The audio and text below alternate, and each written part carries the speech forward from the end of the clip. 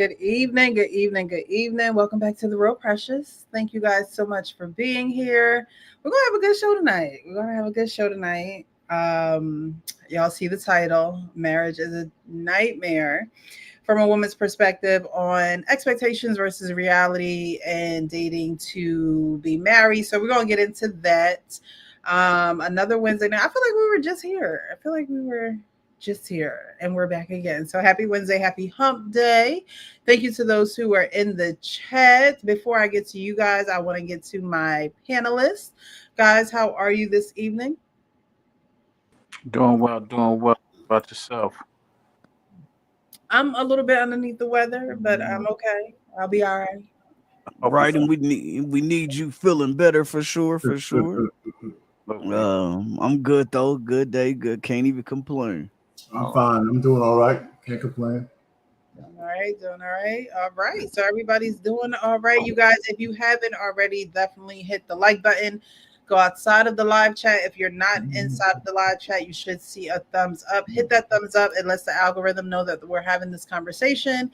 Invite your friends, tell your friends to invite their friends, and let them all know that they got to hit the like button or the dislike button. I don't care which one you hit. Just engage, okay? Y'all already know the chat is open, so definitely drop your comments, your perspectives in the chat, and we will read them aloud. If you'd like to join the live, you can do that as well. I will be dropping the link for anyone who would like to join the live. Good evening, Coach Ferg. How are you? Can you hear us? I'm sorry, yeah, I'm sorry. I thought I was muted. I'm sorry. How y'all doing today? Good, good. How are you? I'll say this: everybody looking good. Y'all looking good on this Wednesday. Our thing looking good. Shine. You always fly. You know. Well, thank you coming in with the compliments. We appreciate you. No, that hair, though, that crown you got over there is really crowning. That's all. What's up, Frank? It was good, man. I heard you saying everybody was looking good on cam, man, and I was off cam, so I thought you was trying to say that my picture was nice up there, man. But I appreciate you. Nah, man, appreciate you, man. You look nice too, man. Hey, man, I appreciate you, man. Yeah, man. Brothers should be able to give brothers compliments more Hey, often. man, I didn't go to no Diddy parties. I wouldn't have let none of y'all young dudes go to no Diddy parties. I'd be like, y'all ain't going over, man. Hey, man, I hope ain't no. Our Payne probably been to a Diddy party or Our two. Payne would have been over 3 times. He'd have been like, man, he'd have been Listen, DJ. man, you know what, man? He was bringing the chicken gizzards to the party. That's right. He brought the baby oil. Thank you for putting that picture up. I'm not even going to entertain this foolishness. I Payne bought his own. He bought his own. Like, yeah, I would have my own Diddy party, but no girl, no men allowed. Okay, now I don't know how we got on Diddy, but welcome to the show. If you haven't, we would have just started out. Subscribe, hit that notification bell button so you know when we're live. All right, so we're gonna get into some of the folks that have joined us in the chat. Again, thank you for being here. You could be anywhere else in the world, but you're here, so thank you, J Dub. Good evening, good sis, Precious, the panel, the chat, and the mods. We are here for it again. Yes, another Wednesday. Jam Talk reactions in the chat as well. Tap in, make sure you like, comment, and subscribe to the channel. Definitely do that, and definitely go over to my other page, Precious Gems 101, where we drop clips from these long lives all the way over there. Okay, subscribe, hit the notification bell on that one as well. Another broken woman on marriage. This should be interesting. We'll see. Lady Navola, Boomer. RP Boomer? I'm guessing it's you, our pain. Maybe I can't see. That's me. Okay. We got Sean showing some love. Good evening, all. Good evening. Mentally, thank you so much for being here. Hit the like button. Thank you so much for engaging or initiating engagement in the chat. Definitely hit that like button. Hit that like button. Hit that like button. Join the conversation. I will drop the link. Only thing I ask is that you be respectful. If you're not, you're getting kicked out. And you don't have to be on camera, but I do have to see you behind in the studio. So when you join the live, I'll ask you to show your face. Your face won't be shown on the actual stage. It'll be shown to me backstage, so I know that you're real and that you're not a, what are those people called? A bot or what are Just those make them people show their called? face. I would just make them show their face online if they're gonna be up. So, Yeah. Greetings, everyone. Greetings to you as well. We got Dalim Jamamat. Precious looking lovely as always. I appreciate the compliment. Thank you. Precious hair is pretty as usual, like you and those glasses. Thank you, thank you, thank you. I need to get some new glasses. Thinking about getting some new glasses. I've had these for a few years now, and it's time to change it up. Trying to change it up. Alrighty, so we're going to get into the first video. The first video actually inspired the title of this live show, and I wanted to get into it. I heard this young lady speaking, and I hear her a lot. I believe she has her own podcast, and she is on a lot of other podcasts as well. If you know her name, definitely throw it in the chat. I'm sorry, I do apologize. I do not know her name, but I do see her a lot in the social media streets. So she talks about how marriage is a nightmare, and she goes on to explain why it's a nightmare. So I'm going to put this video up on the screen. Guys, if you're here, if you're joining us, hit the like button. Thank you for hitting the like button over on Facebook. I see some people are watching, so thank you, thank you, thank you. And we're going to get started. The reason why the divorce rate is higher now is because we refuse to put up with the infidelity, the lies, and the cheating for the sake of being provided for. No, I think we as women have been sold a dream, and we're realizing most times it's a nightmare. Mhm. The nightmare of being a wife to a man that has no leadership, that doesn't desire to provide, that wants to go 50-50. So now you're in a passionless relationship with a roommate that you sometimes get to have sex with. That's not ideal. Sometimes it's ridiculous. You don't really desire that person. You've settled for that person. You tolerate this person. You don't appreciate this person. And when you realize that that's the truth, and now we live into this space where people are so like, I need to feel seen, heard, and acknowledged. But do you allow for growth and grace? Your standard is so high initially with a person that doesn't even know you. How do you teach someone how to treat you if you don't allow them the space and time for you to actually teach them? Mhm. So now everybody is quitting early and quitting unnecessarily because it's like, I was told to get married and I did this and this isn't what I was expecting. Okay, well, how do you make it into what you were expecting? How do you do that work? How do you get into that bag? But mostly right now, everyone is just pushing the label instead of its contents. Well, if I have a jar with a label on it, but it's empty, it's still empty. But if you have a jar with the contents in it, then it's a bottle of whatever you actually have. And most people aren't bottling or embodying husband and wife. They're embodying the label of marriage without its contents. So I say that to say most people get divorced, and this is why 70% of divorce are initiated by women, because they tell us this is the dream, but it's actually a nightmare. We're not clear on what it even means to be an actual wife. And most men are not prepared for what it means to be a husband. This It's a is true. responsibility. People are going into this lifelong, most important decision that you'll ever make in your life like, you don't even know if this person has staying power. You haven't even stopped to ask, like, what are you still healing from? What desires do you have? How many times do you need to have sex in a week? What do you need from me weekly or monthly to feel seen, heard, acknowledged, appreciated, and respected? Like, the things are not happening. It's like, I like you enough. You were persistent enough. Okay, we can go together. Boom, we have kids. Boom, we get married. Now we're stuck. That's not a dream. That's a nightmare. Mhm. I don't even like you. I tolerate you because we split the bills. Mm. It's never ideal, in my opinion. Okay, so based off of first listen, what do you guys think about what she is saying in regards to marriage being a nightmare, why it's a nightmare, and the expectations versus the realities? Sarah Fonte, by the way, is her name. Sarah Fonte, shout out to her. Oh, okay. And I think she often makes great points, and in that point that she was making, I think is valid. A lot of people don't do the due diligence to or homework to know what to expect, and have an expectation that is just really not realistic when it comes to marriage. You know, when I speak to my married brothers up here, pretty often they let us know that it's work, and a lot of times people want to receive the prize without putting in the work, and it doesn't always work out that way. And a lot of women, specifically, as she was saying, uh, idolize the prize and the idea of marriage, not really wanting or knowing the work that they got to put in for it. And here we go. So I think she made a valid point, or she makes valid points in her perspective. Okay, so when you say that there are unrealistic expectations, what exactly does that look like in today's society? in today's society, it's a slew of them. I mean, happy wife, happy life, unrealistic. Um, uh, uh, he needs to. Everybody needs to be perfect.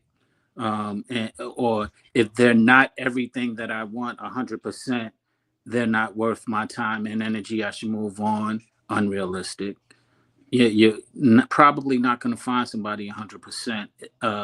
And if they do get to 100%, it'll be because they worked on that percentage that was absent. So there's a lot of different ways how it looks. Too many to mention. I agree, and she normally does have really. She normally does make a lot of good points when I hear her talk. Um, just on a regular basis. I know her own podcast, her personal podcast is called Is Giving Podcast. And then I know she appears on tonight's conversation now. Since that whole thing blew up. But generally when I see her, she makes a lot of good points. I think every now and then, like she might say something where you'll turn your head and be like, what? Almost like chameleon like, but for the most part she generally makes good content. She normally makes good points when it comes to relationships and men and women and all of this stuff.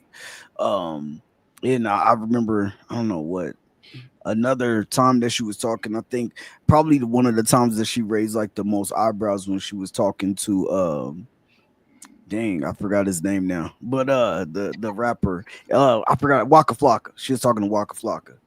But for the most part, yeah, she normally on, and I think she made some good points in here again. I agree with Sean, which is crazy to start the night. But I'm just nah, but with the unrealistic expectations, I think there's a lot of unrealistic expectations.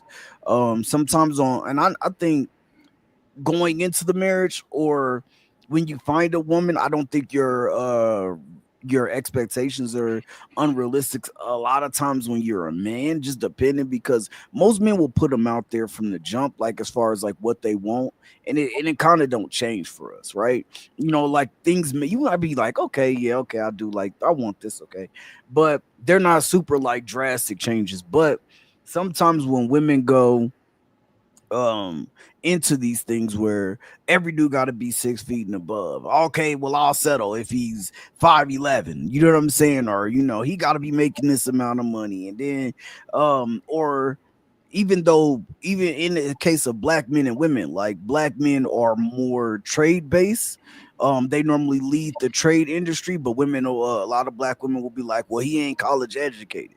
You know what I'm saying? Things like that. That does not just mean that you're um a smart person, an intelligent person, because you went to college. Like that man going to go get a trade or whatever the case may be, like he can still bring in and provide and still lead a family and do those things. And I think it's unrealistic to rule somebody out because he's a plumber, not knowing how much a plumber can make, or a handyman, not knowing how much a handyman can bring in and help to provide for a family. Like no matter how much education you have or not, because a lot of times that education comes with a lot of student debt, and when you come together, he has to take that on too.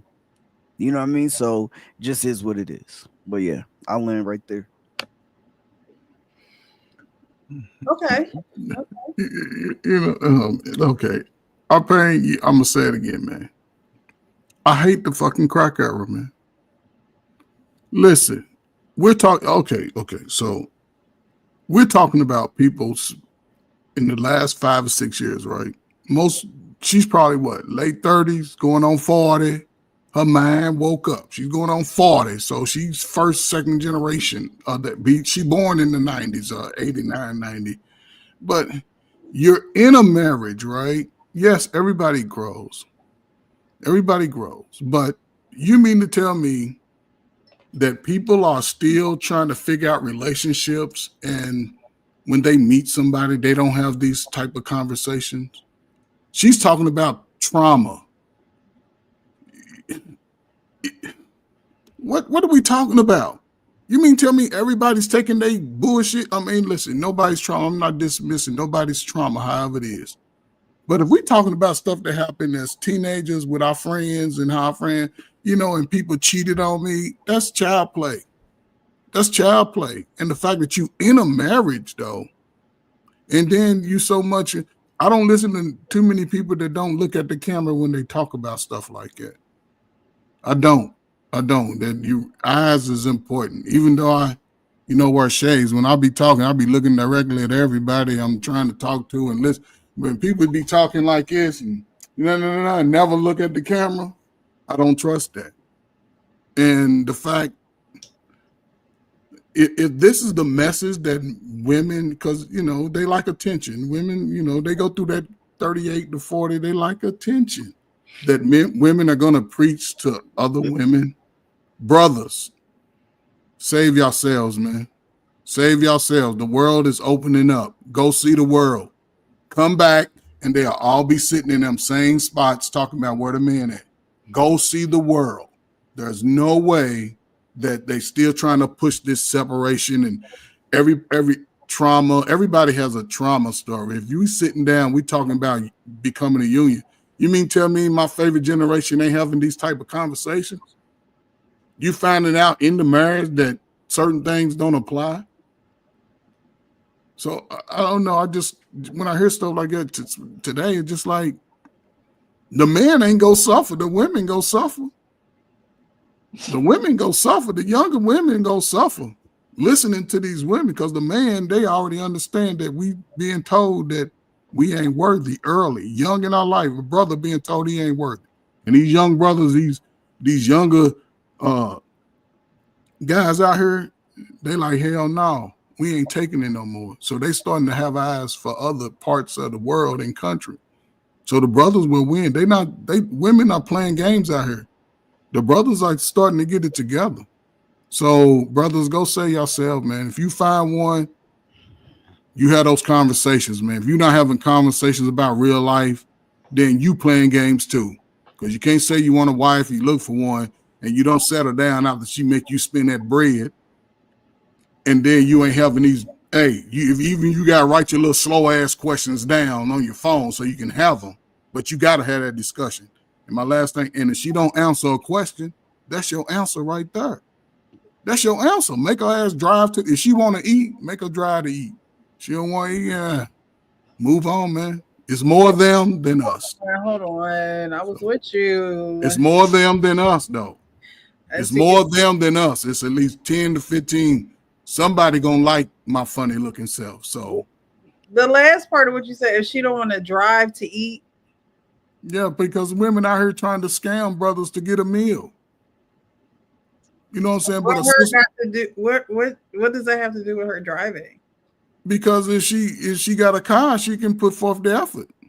If she don't, I use it just if she you don't. Mean her driving yes. to meet you there? Take it outside of a restaurant. I play basketball, Precious, right? I'm telling you, I'm liking you. I'm trying to hang. What's up, Precious? Da, da, da. We talk on the phone. You like he laugh at my little silly jokes, right? So we both get our work about the same time, right? Thursdays, I go hoop. I'm out here trying to get 20. Hey, you gonna pull up, come check me out? See, some women won't do it. I need you come pull up on me. Now, Friday, we going out to eat. We ha kikiing, you sipping on syrup, we chilling. You know, but at least I know that you show some interest by you came to me. Different. That's different. Yeah, but I just said eating, but hell, she got a car, she got gas in it. She want to date. She better make sure we dating. Hey, Coach, the only go ahead, Chris. I can understand the pull up to the courts because I'm balling right now. I can understand that. I mean, it shows that she's interested in you. It shows that she's willing to participate in the things that you like. So I can definitely understand that. But when you said the woman drives to the restaurant, I think there are certain scenarios where that should probably happen. Like, I don't know if I just met you and you asked me out, then Yeah, if I ask you out, I'm probably gonna drive. I'm probably no. not gonna have you come Uh, gonna meet hold you. up. Okay, Preston. So you saying you would drive to the restaurant, right? Right. Right. See, that's you, right? But most these modern hustlers, they want you to come pick them up. They want you to take them to a certain star restaurant because they done been on their phone Googling like, ooh, I want to try this new restaurant because they can't cook like that. So they just want to go for the bread. You drive there, you eat. She on her phone, she ain't engaging. He asking her questions. Why you ask me quick? Because that's how they. Why you ask me questions like that? And you getting personal, huh? We supposed to be asking. Don't we cry about you too? Don't nobody, everybody trying to scheme and scam. I'm gonna ask you personal ass questions. That's what you do, fellas. And if she don't like you, you'll know within the end of that meal. At least eat your meal. Or take half of it home in your doggy bag. Have it for lunch. But man, if she ain't with that, what you talking about, shit, man, cut her off. Cut her off. She'll see you next week with your chest up and your bread. Hey, big head. Then you ain't even see her. Now she's on your side. Like, back up. Hey, coach, the only thing I was gonna say was I think, of course, people do have these conversations, right? And but on the flip side, I think that sometimes, depending on where you are in life, where your relationship is, um, if you are a married woman who mainly just hang around single women, you're hearing some of these conversations and you're hearing some of these things. A lot of times it will affect you in a different type of way. You know what I'm saying? You start a lot of times women will feel like they lost something, they missing something, or they didn't get to experience something that their other friends got to experience. Especially if they're single women. But And so like sometimes when you had these conversations and now you're like, yeah, well you're hearing women say, oh, well, my man pay all the bills and he do this and then he do that. And now this woman's like, hold up, like, why do I have to pay, like, 40% of the bills and you pay 60? And why do you don't like they start to think about this stuff, and then it'd be like, well, now I want you to pay all the bills because that's what a man's supposed to do. Ain't that what a man's supposed to do? Like, and then I think it just turns into something else. are you talking about the wife to the husband now because of her single friends are getting that fake attention that they And think? and sometimes what you hear online, like a lot of these conversations are Yeah. happening on social So, media, but and a lot of those videos are viral. but a lot of times when brothers are married, especially when people get married at a later age, a lot of time, if a brother chooses a woman, he's more than likely pulling her out of some shit. Right. I'm These talking women about the ain't women. right, Well, but yeah, but you're not. If you're married, you're not supposed to. You tell your wife you can't be hanging out with all these single right. chicks. Tell I Right. would tell her that. I mean, so that's how you stave off. That's your protection. That's how you stave off problems. Because one of the things you have to do is protect your family from the world. Mm-hmm. And so if I have my wife and see, because I know all her, her friends are older now, but they're all married, some divorced and stuff like that. But I really vet them. I said, listen, she can't be hanging out with just any old. But when she was younger, Right. we had more married people, but she didn't have a whole bunch of girlfriends that were single. Yeah, I No, agree. I agree. I was no just way. speaking for I was just speaking No, no, I for know what you were saying. I'm just okay, saying, okay. I'm going back to the what the lady was saying about nightmare. First, it sounded like she didn't know how, like most women don't know how to vet men. But how do you get to whole marriage and have so much stuff that you don't know about? Right? And so your marriage turns into a nightmare. Now, she wasn't just blaming it on men. Women could make a marriage into a nightmare as well. But I'm saying the things that she says so many things. Here's just a couple of things that's not true.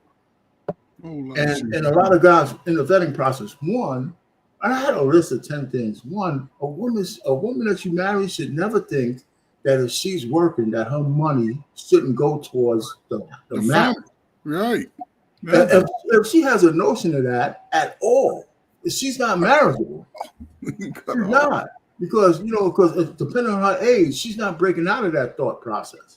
So, I mean, this whole notion about 50-50, my money's my money, a woman never told me that, man, I don't want to talk to you no more, other than maybe I would not even have sex with you. You know, after a while, you say, I don't even want to fool with you. I don't want to open that door at all. The other thing is, she mentioned about, sex, something about sex. She was talking so fast. If you don't know what your wife's sexual battle rhythm is before marriage, you made another mistake. You need to know, because you have to tell your wife, listen, you're going to be my only piece for the rest of my life. I want to know what your sexual appetites are like. Man, because if you like get kind of dry up and turn into a peach, you know, and I said, what I'm supposed to do? Be a peach up, ain't I thought it'd be a raisin or something. Whatever you turn into, man, you know what I'm saying? I mean, these are the conversations that you're supposed to have before you get married. And that's why I'm not for this. I'm not this ultra Christian guy saying you shouldn't test the waters either. I think that might be a mistake. If you're Orthodox, that's one thing. But if you're not, you want to know whether a woman's hungry for you and you hungry for her, man, and whether you're settling on 2, 3, 4 days a night. It's going to vary for people, but you want to know that she wants to give you something, and forever. Forever. So those things you need to try to get them, out of the way. So she said a lot of stuff, but she said a lot of stuff from a trauma standpoint. And it sounds like I wanted to say, well, I wanted to use one of a woman's line. Well, who hurt you? But she looked like she probably tried to go for high powered men that got what they wanted out of her, but didn't give her enough back. Right? That's what she looks like. She's a very pretty woman, right? So she's got the kind of high level trauma, I think, that's pent up. And now she's spreading her experience to everybody else. And there's got to be more to the story. By telling people that marriage is a nightmare, that's dumb as hell. It's just bad mojo. Because marriage can be a nightmare, but if you just leave it at that, what are you training people to think? They're just hearing that, because a good marriage is certainly not a nightmare. Even though it's so few of them, there's so few of them these days, but still. But there's some ways to get around, to make sure your marriage is as best you can, but it's never going to be worry-free. It's never going to be carefree. Right. It's never going to be this fairy tale shit. I'm listening to that. Precious, I have a question for you. Mm-hmm. This woman you chose this video, right? Mm-hmm. Would this be some advice you take? Would this hint, or would this deter your decision to want to be married? And do you think it would deter most women's decision to not want to be married? Would it deter my decision? No, because I don't base my decisions off of social media, viral videos, and the propaganda of the media streets. I just don't. I do this for YouTube. This is not real life for me. We have these conversations about real life, but as far as the thought process and things of that nature, there are videos you can watch and you'd be like, oh, that makes sense, but is it a belief system? No. However, we watched this. Well, you guys watched this video once, right? And so we're gonna watch it again. We're gonna pick it apart because. But answer the second part. Precious. Yeah. Do you think Do you think this would encourage most women not to get married with her message? I think that if they watch it once and keep scrolling, yes. There are things that she said that are true. And then there are things that she said that we need to take a deeper look at. And I think if you don't take a deeper look, then yes, you're going to be like, marriage is a nightmare. I like to know what's true. And the part that I like to know what's true is that what I push on my wife and what she would push on me to put me in that state, or are these things that I'm already coming into it with? See, that's a difference about all this. You got to stop the video after each point, So I like to see, because I'm looking for it. Because she does talk I don't know if the video is sped up that fast or she's that's how fast she's talking, because she knows she's talking that fast. But I don't know if the video is sped up.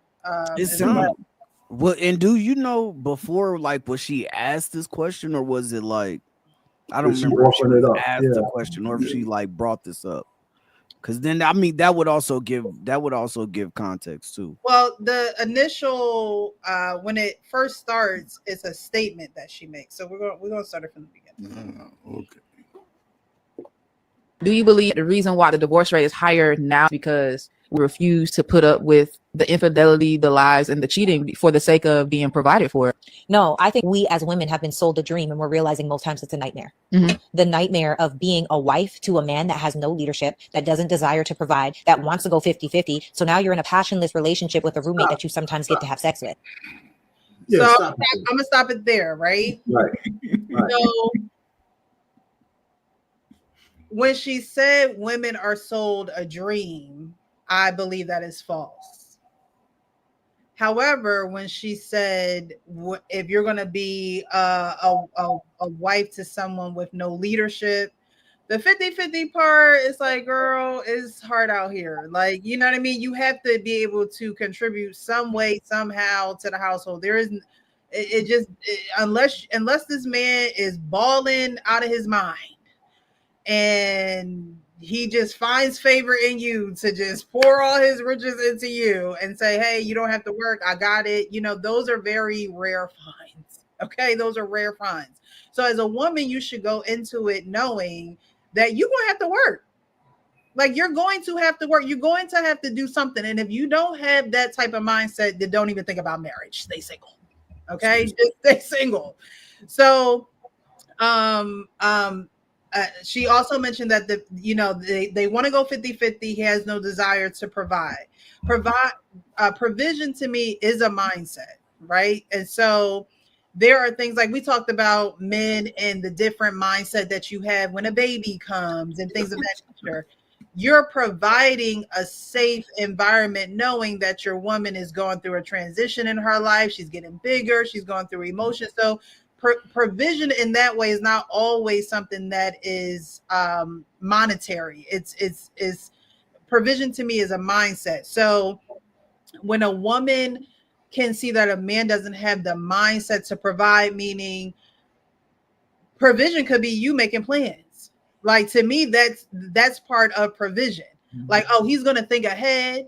He's going to think about the things that I already thought about taking care of, because women take care of the details. Women take care of the little minute things that you guys just don't think about, because you don't have to, because you're just thinking on a higher level, getting the job done and things of that nature. And so provision does not have to be monetary. And so when a woman sees that you don't have the mindset of providing provision, then yeah, it's going to be a nightmare. She also mentioned that, as passionless, it'll become a passionless relationship with a roommate you sometimes get to have sex with. And so when she put all those things into her answer to the question, yes, that is a nightmare. It's a nightmare. It is a nightmare. But go back to the question though. I mean, the lady started the damn whole thing on a negative note. She started, Right. The first lady asked her a question based on a negative narrative that I would dispute. Right? I mean, what kind of man are you talking about? She said, "What? He's cheating on you. He's this and that." For women say that, to me, that's always a projection, because they cheat just as much as men do, or more. And so I'm saying, so when she asked her that question, then she went off onto this rant. Now, I'm not saying she wouldn't have said it anyway, but the first lady started the whole episode by talking something negative about men. Well, I mean, we don't get to pick the questions. This is a clip. I didn't watch. No, don't take it that way. I'm saying that, like what Frank said, that might have prompted the way she answered. So the lady asked her a question and said, do you believe that the divorce rate is higher because women are not putting up with infidelity and lies and cheating for the sake of being provided? Yeah. And that's not true. Right, and that's not true. Women are leaving men has nothing to do. They just leave because they don't want the man no more. Exactly. Well, that's probably true for today. I think that maybe she was talking about no, Precious. No, hold up, Precious. No, she can't apply to that because she wasn't even born. Yeah, she but she got a grandmother. No. Women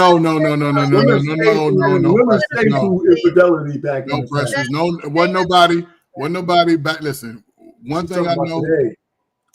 brothers wasn't just molly whopping their woman back in the day. It wasn't happening like that. That's a lie that a lot of people who probably grew up in the projects and they ain't doing nothing. No. Brothers Okay, wasn't. you got to understand. You talk about the projects, right? Well, nobody's doing Then that. you talk about social media and I'm viral. saying, did anybody in your family beat their woman? Not that I know of, but it happened. It might have happened, but I don't know all of Right, it. it didn't happen like It that. don't happen. It happened. But, Okay. hold on. We didn't say it It was happened, but the narrative that all the people who got married back there was a horror show because women couldn't. It's There's not a lie. It's not. That's what it's making it seem like. No, we was married at the highest rate of everybody in the country. Oh, because women couldn't have no choice, so they just married because they had no choice. Infidelity wasn't No. happening. That doesn't mean that grandfather wasn't. It was happening, but it wasn't happening like they trying to Infidelity categorize. was happening, but women didn't go crazy about it like they do today. Exactly. And that's what she is saying in the question. Yeah, Do but you think that women? she's talking about today, though. She's talking about today.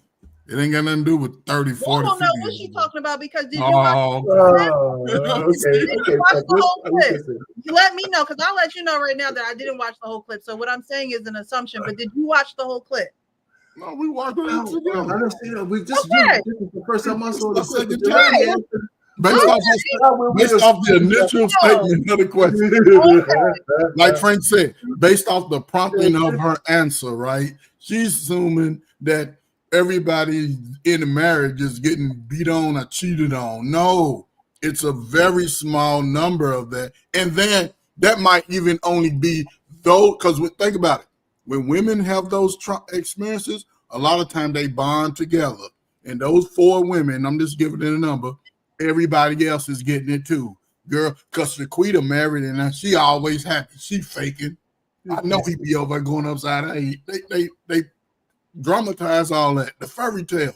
A lot of women who most husbands are husbands. Trauma don't even talk about it. It's not something that they're even talking about. So you can't sit here and say that women are not these things are not that women are not experiencing these things. Now it may not be a overwhelming number because we don't know that. I don't know the stats, right? But you can't cancel it out altogether. I don't think we said they're not. I don't think I said they're not experiencing these things. I'm saying the lady prompted the question by saying that that these marriages are bad because the men are cheated, deadbeats.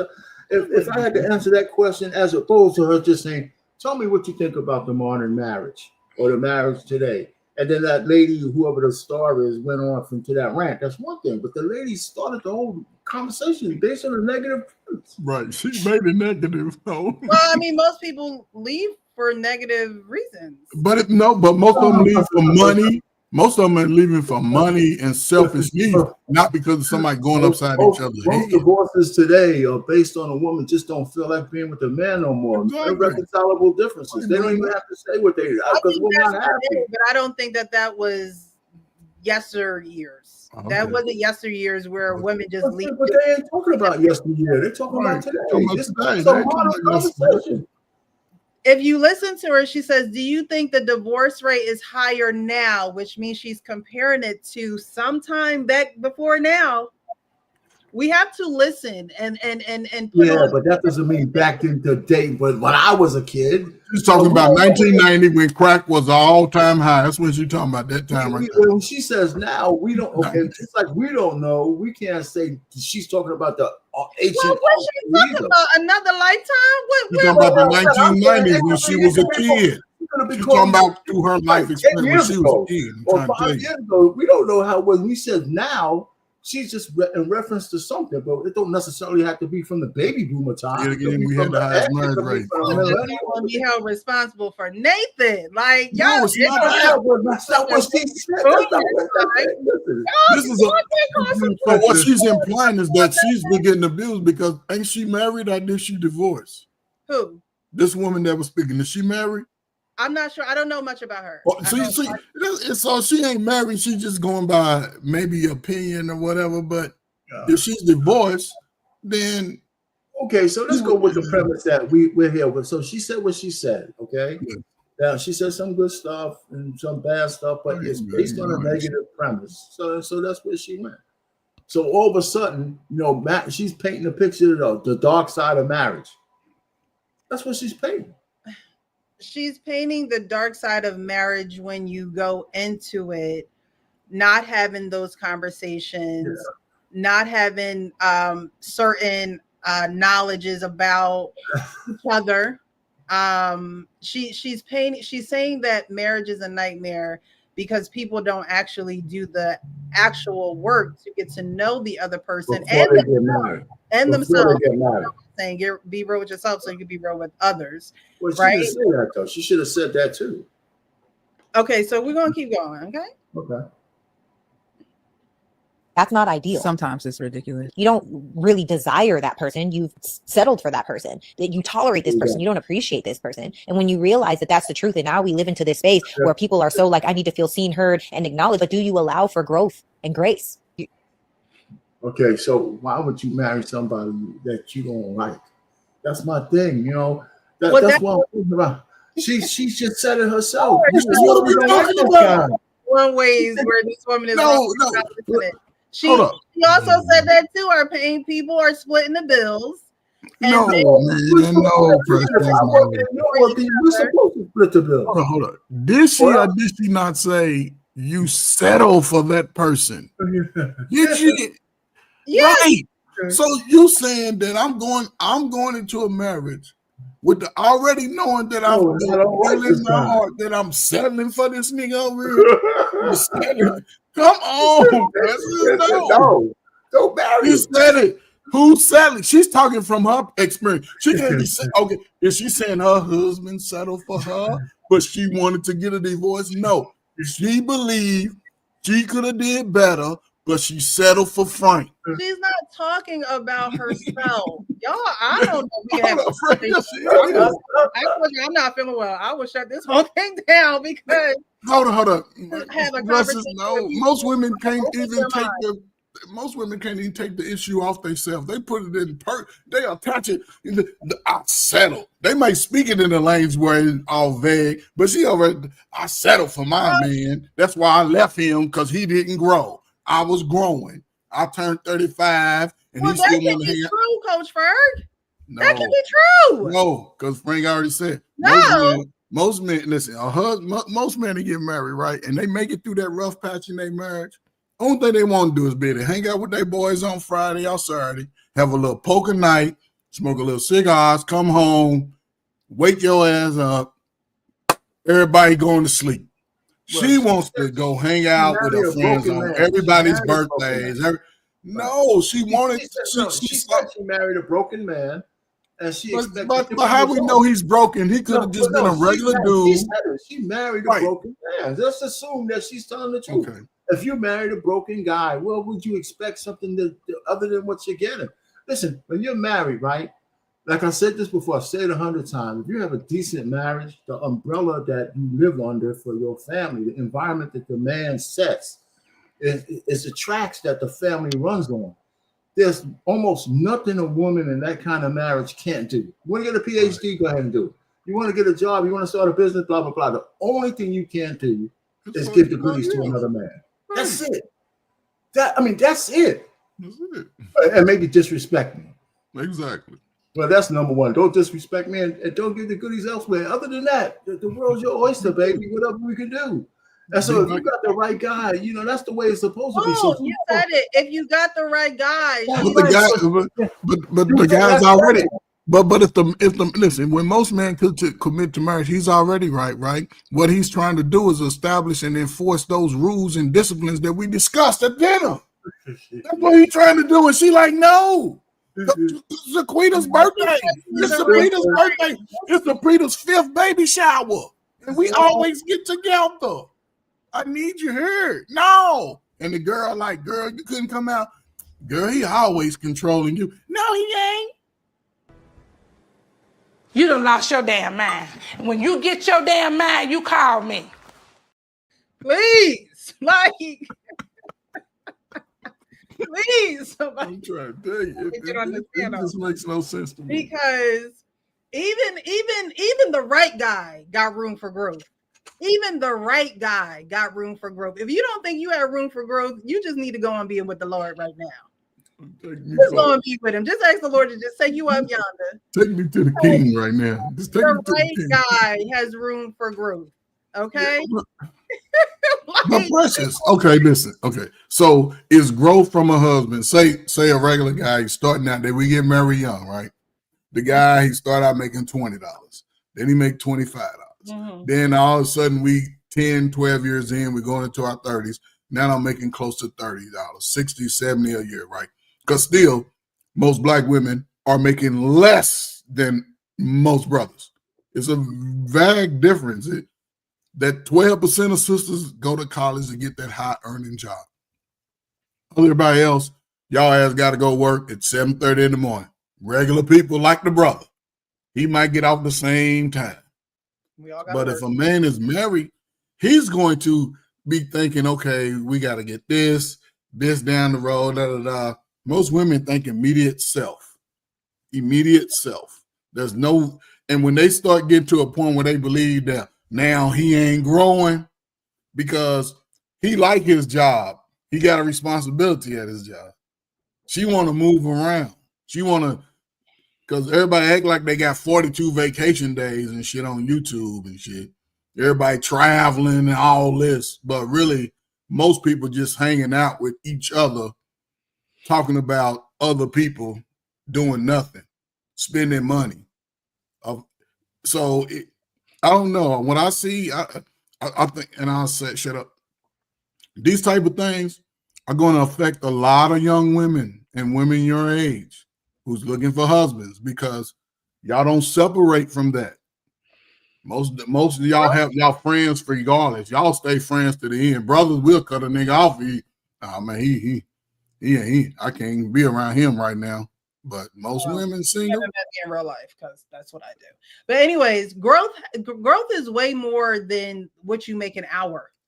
Growth is way more than the money that y'all make. It's way more than you making $12 at a certain age, and then that's what you're supposed to do. That's what everybody's supposed to do. Well, you're right. You're Everybody right, Precious. supposed to. You're right. Sean, please let me get my point across a few times tonight. Okay. Growth in that aspect is something that everyone should strive for. You should start off at a job and make a certain amount of money, and then demand what you have earned and what you have worked for. Yeah. Well, that's a given. That's not something that a woman should be like, oh, he's not growing because no, growth starts at the psychological in the mind first. You got to renew your mind.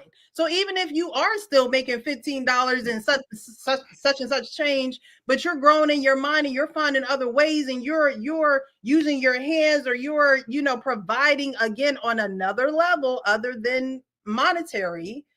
You're providing, wait, you see that your wife might be good at something. Hey, look, let me get you started with this, because you're working together as a team. It's not, okay, I'm going to make my earnings and you're going to make your earnings. No, you do it as a team, but it's more than just you earning a certain amount at one age and then growing to another amount at another. You're supposed to do that. That's a given. Yes. Is it not? No, that's you. Listen? I agree 100%. I just gave one piece of it, but again, a husband, if he's focused on his marriage, his growth is focused on the family per se. It's not showing everybody else what we doing and what we got, and it's just a different type of man. You know what I'm saying?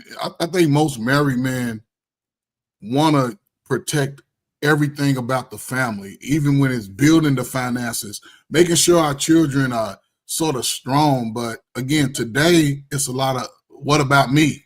I want what I want, and I'll blow everything up to get what I want at the wrong part of life. Most of these people are coming, you get married at the perfect time, but then you get into this 34, 35, all of a sudden you done woke up. Now it was a struggle, but you just now starting to make your good money. The kids are starting to, they starting to be independent, self. and I'm going out here doing my thing, and you ain't doing nothing but hanging out with more women who like, yeah, girl, come on, be single with us. And the man, he could move on. So He it's can just move on, but guess what? A woman is no good to a man unless he gives her something to do. If a man don't give you nothing to do, then he don't mess with you like that. but ain't she supposed to be working? Let the woman on the job give us something to do. They're supposed to be working. However, when the two become one, the man still gives the woman something to do. You gonna keep up this house? This house that I provided, that we are living in. Are you going to take care of the kids? No. Are you gonna? No. I want a maid. This is why women Wow. get married. This is why women are Okay. not seeking marriage. Well, Because what? But that's what they not wanting to do, Precious. Well, Precious, women what don't she- want to be housewives. They don't want to do that, Precious. They don't You want hear to them put all in the that time. work. They don't want to do Y'all that. just as bad as the woman in the video. Okay. No, we want the women Well, to be a part of the family, and that's Do part of the you? family. You should Yes. speak that way. You should really speak that way if that's what you want. well, Because Precious, what you said earlier. speaking, You said okay. what you are speaking is more death upon a culture that That's what that they're doing. She said it. The video said and what's so are you. And so are you. no, I'm not saying. Okay, I'm not saying that though. Okay. And so are you. Okay. I'm not saying. Precious, when you said Sean, you in and out, brother. You agreeing, froze. You on that? problem. Stream. Now He you on a faded roll in and break out. trying to be on a podcast. That's why I jumped in earlier. But what you said earlier, you said growth is important, and you're right. Growth is important. The problem is that we have two definitions of growth. You know, men tend to lean towards financial growth, like women tend to lean on educational growth, and neither one of them are emotional growth. And usually, what's lacking is emotional growth. And we sit there and we say how much we're growing, and our doctoral degrees and our education according to women, and we show how much we're growing in our money, and really neither one of those things are helpful or as beneficial to the marriage as emotional growth. And we don't put any emphasis on emotional growth, and that's where we kind of fail at times. I definitely. Sean, you don't think the man put any emphasis on emotional growth in that marriage? You think most married men don't? Often they don't. Sometimes they Wow. do. Yeah, Wow. often they don't. Often they put more emphasis on Give me financial right growth. now. I That's already what they think about. I provide. I can get the money, and that's what But Sean, society. most marriage, let's be real, man. Most marriages ain't nobody got that type of position when they coming into these marriages. We talk about Okay, these little dumbass sports guys who out here running around doing whatever. Most no, people are working people. Most well, people, and and my those point people. being is, Okay. it doesn't negate from my point. It doesn't. Men are often emphasize their financial because they're told society that's what they're supposed to do, and sometimes that fails a relationship. And it's not. I ain't pointing a finger, but I'm not gonna sit here and act like men don't fall fall victim to that because they do often. They don't worry about their character. They don't worry about their integrity. They don't worry about things other than money. And Uh, women tend to flock to it. So I understand why. So I'm not saying that it's not something that's familiar. I'm saying that it's something that messes up a lot of relationships for the long term. Hold up. So you saying brothers are getting married with bad character, right? With bad character. And over time, as they mature, they still maintaining the bad character towards their women or their wife? There's no way I could believe that. There's no way. Well, There's no go to way. your go to the divorce rate because Man, of I ain't care infidelity. about Listen to what I'm saying. Go to the divorce rate because of infidelity, and that'll prove otherwise. so who so the infidelity on It's who? not necessarily bad character either, Coach Vern. So, Sean, I do agree with you when you said that emotionally we need to grow, right? It's just like the woman who does her hair, get dressed, and looks good for her man. He don't acknowledge her. He don't say nothing. And she does it and she does it, and she does it because the man is focused on working. He's focused on providing for the family, right? He doesn't just have him in mind, he has the family in mind. And so he has a lot of things on his plate that makes his shoulders a little heavy. That's just how it goes, right? But the woman is, trying to get her sexy on, trying to look nice for him, and he just doesn't acknowledge it at all. And so after a while, she's like, I done got my hair done. Trying to look nice for you. And this is just a very minute example because it happens on bigger levels too. I'm trying to look nice, and you just don't recognize it. You just don't recognize it at all, right?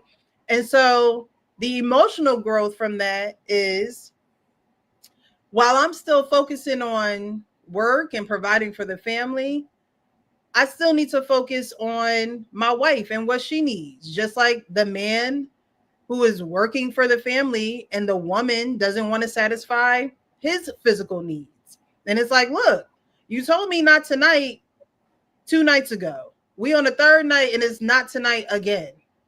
Those are emotional responsibilities that you have in a relationship where both people have to be aware of where they lack or where they can grow more. And that happens in relationships. And y'all can't tell me it don't, because I have conversations with people daily. I remember being at my job, and this guy was like, oh, well, today was the day for the family. And, tomorrow's going to be, the day that I get to spend for just me and what I want to do. But today I got to make sure I spend time with them. And I'm like, why is he saying this to me? Like, I don't know this dude from Adam. Like, but it's just like some people have things that are so heavy on their heart that they have to get it out. So obviously he is trying to be more mindful. And I don't know the folks, never seen him again. But obviously he's trying to be more mindful of spending time with his family because maybe that's an area where he lacked. And so we have to take those things that are said to us in private of the 4 walls of where you pay your mortgage and say, you know what, let me take a step back. Am I really listening to what she has to say? Am I really considering the remarks, the comments, do I really take those things into consideration, or am I brushing them off because I'm going through the everyday rigmarole? Our favorite word. Right? So that's where, when Sean was saying what he was saying, those are the things that I was thinking about. Because again, if you don't, it will be a nightmare, like the woman is saying. She's not saying that marriage and the concept of marriage is a nightmare. It's a nightmare when you don't get to know yourself. It's a nightmare when you don't get to know the person that you laying with at night. And all y'all paying bills, and y'all say y'all married, and y'all say y'all got these kids, and y'all say y'all are moving forward in life, but you're just doing the same day over and over and over and over again. Every Monday look like the same Monday. Every Tuesday look like the same Tuesday. And even when the issues arise, you don't want to sit down and have that hot conversation, that honest, open, and transparent kind of conversation. You might give me the truth, but you're not going to give me the transparency that's needed for the relationship. And so the relationship doesn't go anywhere. I mean, it's so easy to paint a horror show marriage. That's what she's doing. That's all that is. Okay, yeah, there's horror show marriages. It sounds like these people shouldn't be married in the first place. Bingo.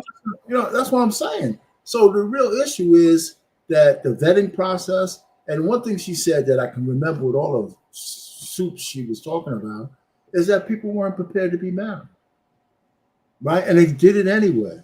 And then brought kids into it and all that kind of stuff. I expect if you're going to, that's where, if there's no growth when you getting married, when both of y'all don't know shit and you don't try to grow together, I expect it to be a horror show. Hold on. So I'm just saying, I mean, if the point, but the nuance of what she's saying is going to be lost on the audience that's out there. All they're going to hear is that marriage is horrible. Hold on. Okay, I'm just saying. Okay, go ahead, Frank. Go ahead. No, I was gonna say there was a message in here that he added me. He said, Oh, Anthony writing at work. He says she was describing what what most women talk about when they discuss their divorce.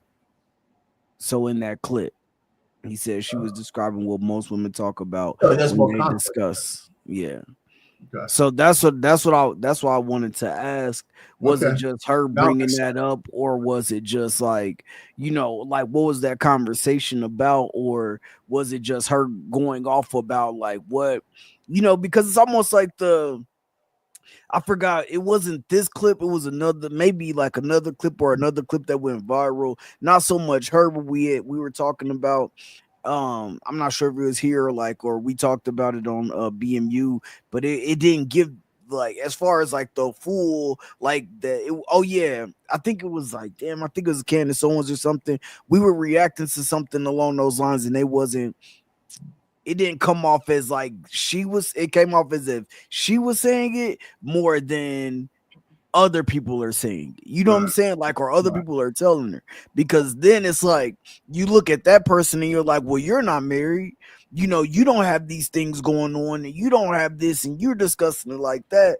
And then it's like you start to attack that rather than the points that they're made, than the points that are made. Or I'm not saying you, but I'm just saying in general. But yeah, you start to attack the person rather than the points that are made, and then you know what I'm saying, that becomes more of the focus than the things that are talked about in the video. And so, like, if we're talking about the video as a whole, like, yeah, like somebody, and if you're answering that question and you're getting it, these type of replies, or you know what I'm saying, just all these type of answers from all these different women that you're talking to, then that's how you're going to present that message. And so it's like, you know what I'm saying? Like, do we address the points, or do we address the person because of that person? Do we address the person who's asking that question because they're not married or whatever the case? Or do we address the points or whatever the case? So it's just trying to figure that out, and then just trying to get the overall context so we can actually address the points that are being made rather than addressing the I person. You know think what I mean? we got the context though, right? That question or whatever that guy put up there, it sounds like that was the context. Now it all makes Right sense. now, I was about to say, yeah. So like, Now it if all makes especially if it's coming from that aspect, it's like, okay, then now I can see why a lot of women are saying those things, because that's a lot of what is promoted on social media.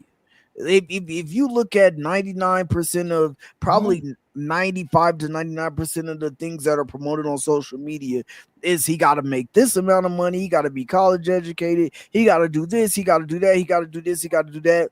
My single friends told me that she be getting buzzed down by this person and that person. She had the best that she ever had. You know what I'm saying? And you have actually seen women.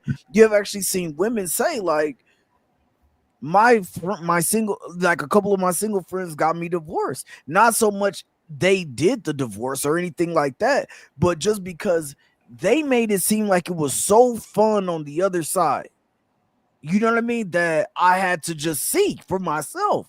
And I either lost a good man, or I left the relationship, that wasn't abusive, wasn't dangerous, but it was just stagnant. We were just there, we were loving each other, and it wasn't a growth thing or whatever, because that's not what either one of us really required. We both were just there and we were doing our things, but it wasn't like I was pressing him to go out and get promoted. We were just there in our relationship, and we were doing our everyday thing. But my friends were like, "Shit, girl, I be going here to Miami, I be going here to this place." And then I started to look at those things, and I see my friend traveling all the time, and me and my husband, we go on one vacation a year. So like, these are a lot of things that you see online every single day.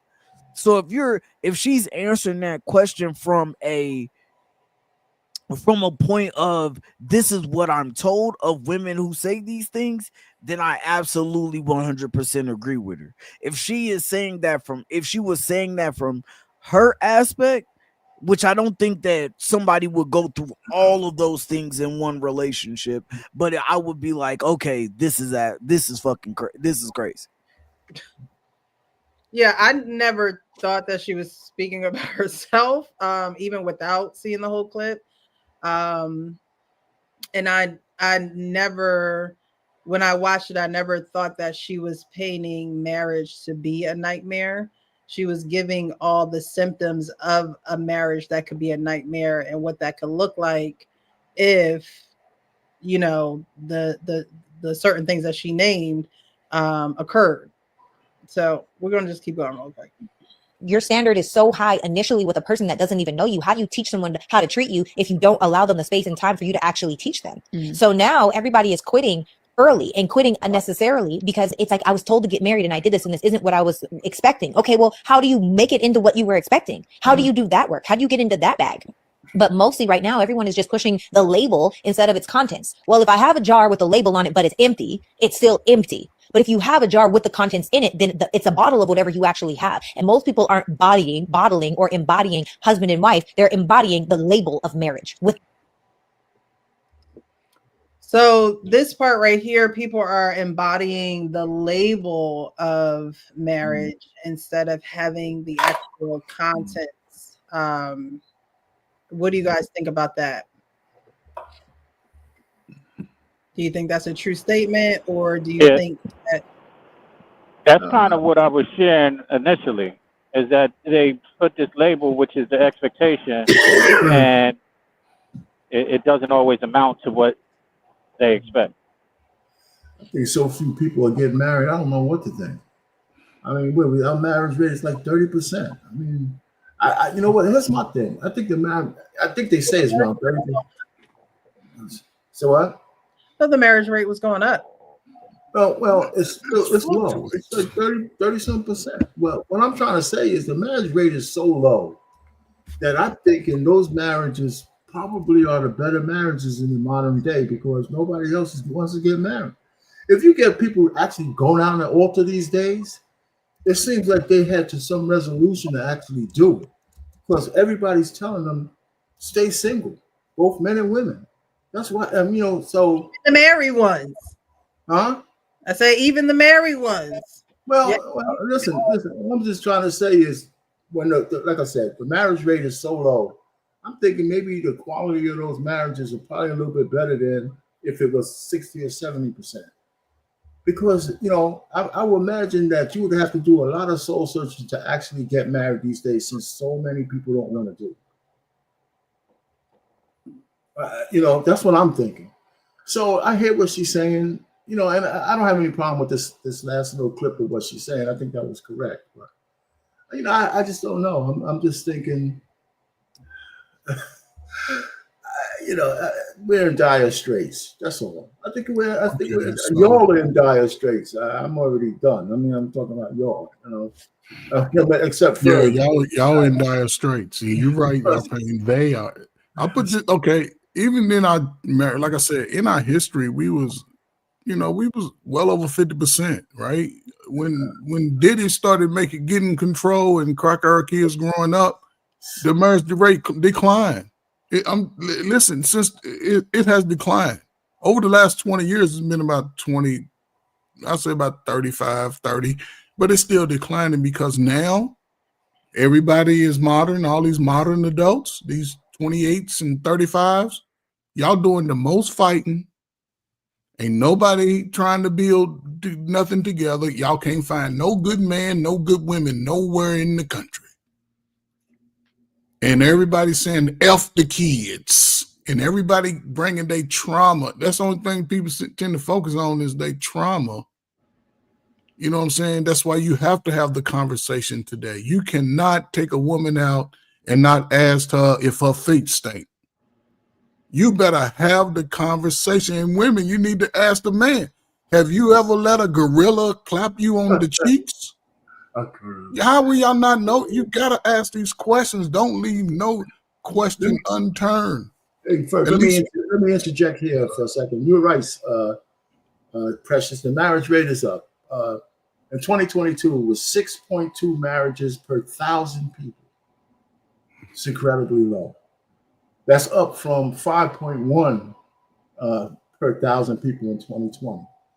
So to me, that's incredible. But again, COVID was here too, so people wasn't out mingling as much. So yeah, it went down, and it makes sense. So if you look at COVID time, like hell with COVID, right? Yeah, because the cheaters, they couldn't get to their boo. Oh, the cheaters. Did you say the cheaters? Yeah, the cheaters. Even the women who was pulling up. Oh, listen, and I like even Frank. Listen, man, I love you like a little nephew, man. Even the women that was pulling up over Frank and Sean's that were married, they was out there and they couldn't pull up no more. So everybody was getting exposed. That's the truth of it. All the people who was out there doing bullshit, they got exposed. They got exposed. Whether you were married or not, relationships, it's women right now supposed to be the bomb. They got 4 engagements. They probably walk around with 2 dudes' engagement rings on right now. You mean tell me dudes ain't trying to marry nobody? Dude buy a chick an engagement ring, he wants to marry you. So you have to see that there's a problem with that though, because if a lot of with the women don't want to marry the dude because he ain't high value enough. I'm settling. I ain't settling. Like with COVID, right? Everyone had to be home. Guess who's not really used to being home? Who? Because apparently he ain't working. A man is not used to being home. So that's an adjustment, right? An area of growth that can take place that didn't take place. You know what took place? Divorce. Divorce.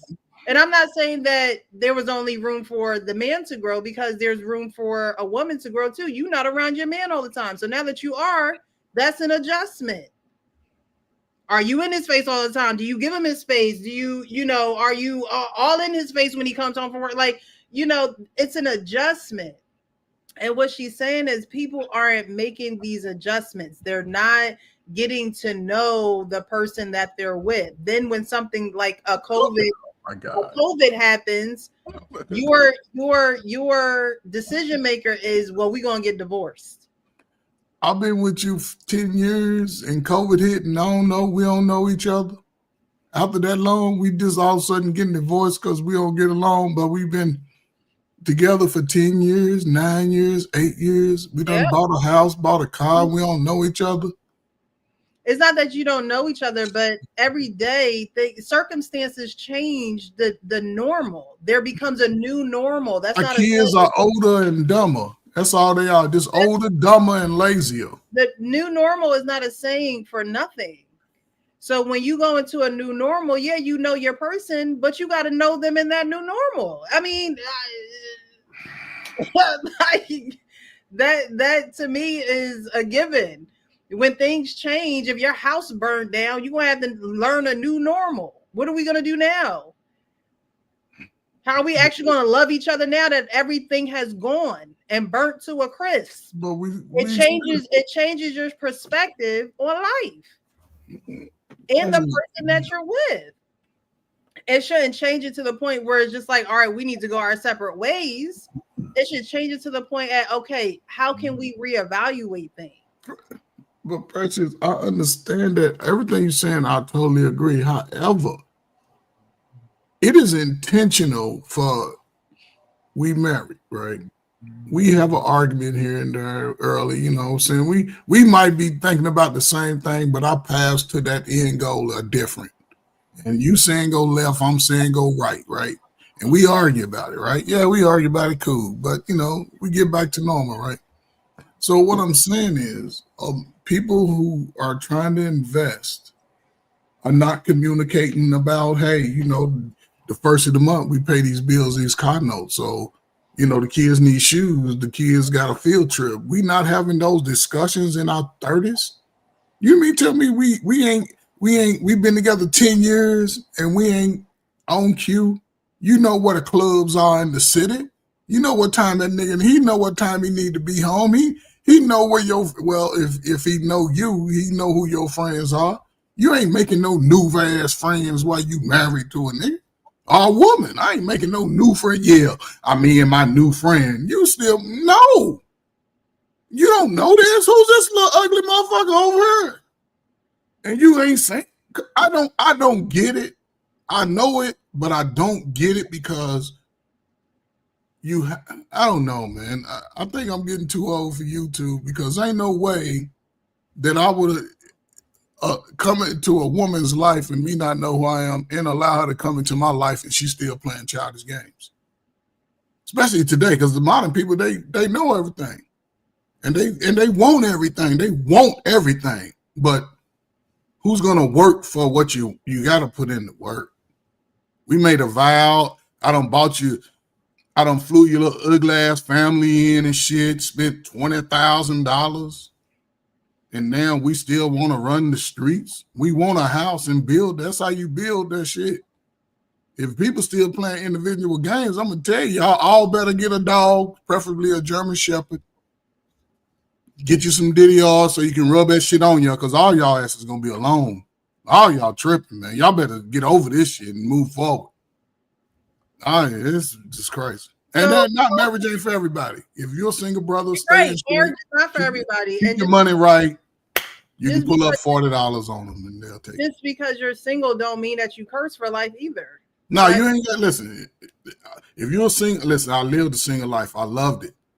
I loved it, fellas. If you got yourself together, you the king out there, right? Just take your vacations throughout the year and meet new people, but don't chase nobody. They ain't coming to where you don't do it. And the ladies ditto. Like, yes, don't chase nobody, ladies. Stay single. You know, being single is not a curse, and being married is not always the right answer. No, it's not. For some people, because some people they can't let go of that selfishness. They can't be transparent. They can't let go of their trauma enough to even get to know another person. Yep. So the thing with that is, if you know that about yourself, like you said, take your trips. Go out here and explore the world. But don't act like you want to date or be with people when you know you're not right, and you're not willing to get right for yourself or for someone else. Pressure. Do you think most the nightmare? Okay, I'm gonna put age, but 25 to 45. You think most people in that age range know themselves? Do I think that they know? Yeah, most of them know who they are. 25 to 45, that's a large range. Okay, it's 35 to 45. Let's cut it down to 35 to 45. You should know yourself. But do you think they do, though? Do you think most do or don't? Because we seeing the behaviors now. I think that most do. They're just not honest about it with other people. You know yourself. You know you're ignorant. You know you don't listen. You know you know those things about yourself. Okay. You're just not honest with other people about who you are. But actions is one thing that you cannot sort of hide. I can say a whole lot. I mean, a person's actions is something that they can't hide. Right. And when somebody show you who you are, you should believe them. And that's the problem with most of us out here in this single world. People will show you who they are, and instead of leaving them right where they stand or right where they sit or right where they piss, you want to sit there and piss with them. And that's the problem. You're wasting your time. Move along. Go on a trip. Enjoy your life. Hey, Precious talking that talk tonight. Y'all heard it. But y'all heard it. She said, move on. Don't waste time with the people that don't want to be with you. Move on. You can't be afraid to hurt their feelings, because guess what? They're hurting their own feelings, being stuck, being stagnant, being complacent. Mm-hmm. So let them wallow where they are, and you move on, and you can't feel bad about that. These like we just said, you know yourself. So if you know that about yourself and you communicate this with the person that don't want to grow, then you gotta be okay with moving on. That's so most people, and I don't understand why. But I do understand why, because there are women who think that, oh, well, there will always be another man to provide for me. No, girl, go out there and work. Be tired at the end of the night. Okay, go get a massage, get your feet rubbed, go get a pedicure. Okay, go get your little physical touch love language and then go back home. Okay, because trying to get it from somebody out here that's not on the same mental, emotional, and physical level as you is a waste of time.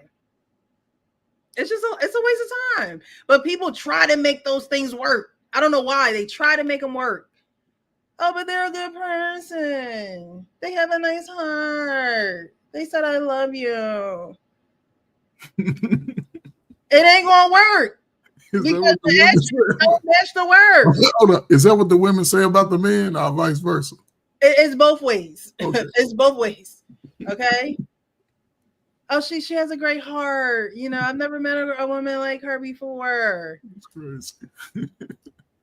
Like, no, move on. There'll be another. And you have to think like that, men and women. You have to think like that. There will be another. When you think like that, that's what you bring into your life. When you think, oh, marriage is a nightmare. Oh, I'm never going to find somebody. I'm never going to get married, or I'm never going to be in a relationship. I'm never. It's going to never come. It ain't going to never come. It ain't going to never come. But you have to have a certain confidence about yourself, whether you get rejected, because the person that you're leaving, somebody else probably will want them, and that's okay. That's for them. Let that person find them, and vice versa. But you have to keep it moving. You have to keep going and not wallow in your waiting. The way you wait is important.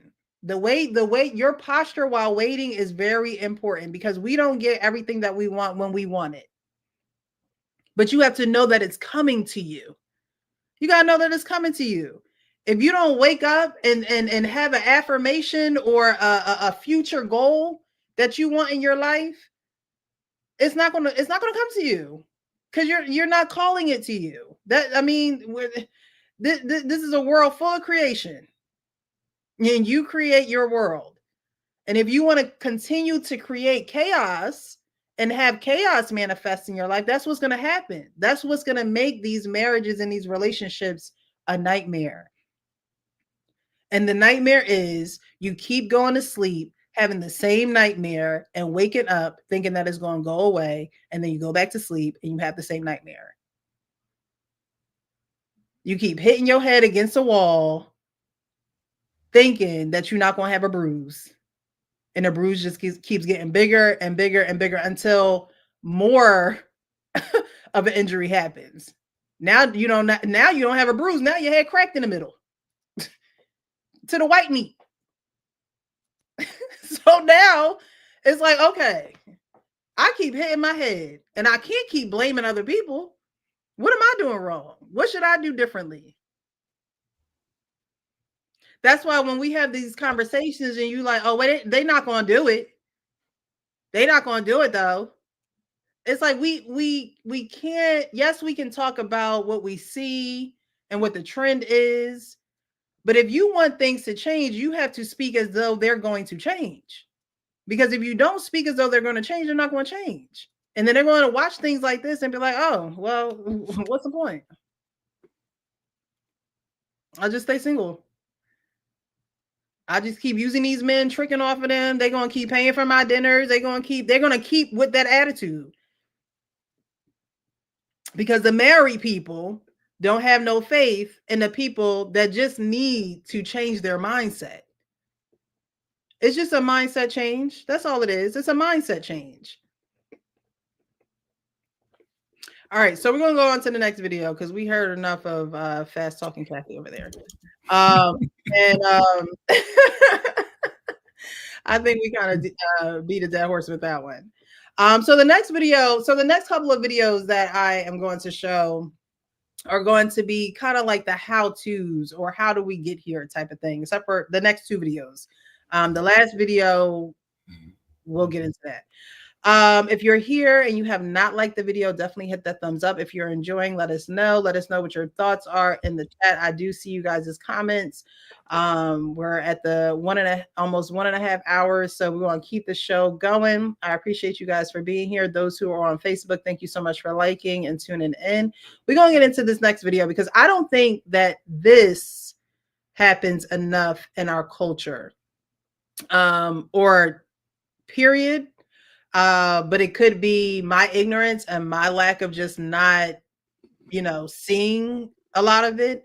But again, in our culture, I think it probably happens in other cultures, but you guys let me know what you think. Out and I meet people, I am happily married. If a man is in my space and we're having conversation, I'm like, he's intelligent, he's attractive. Why would I not say that I have single friends? I am living proof that setting people up does work. I love my husband, I love my life, but I would not have that had my friend not have been like, you know what, let me pick up the phone and be like, hey, I think this person is a good fit for you. Worst thing that can happen is that it doesn't work out, right? But what if I tried to set up my friends 100 times and it results in one happy marriage? When you're dismissive, you are blocking a potential blessing, because that may not be your husband, but that may be the person who introduces you to your husband. That may be the person who introduces you to an opportunity that betters your life. Our friends get mad at me. They'll be like, Bree, no. And I'm like, shut up. Go on the date. Golly. So do you guys think that happens enough in our culture, or do we need a little bit more of that? Or do we not have the friends that are marriage material to even match people up with? Don't speak at once. You're on. Ask it muted again. up. Ask it again. You muted up, man. Yeah, Ask that question again for me.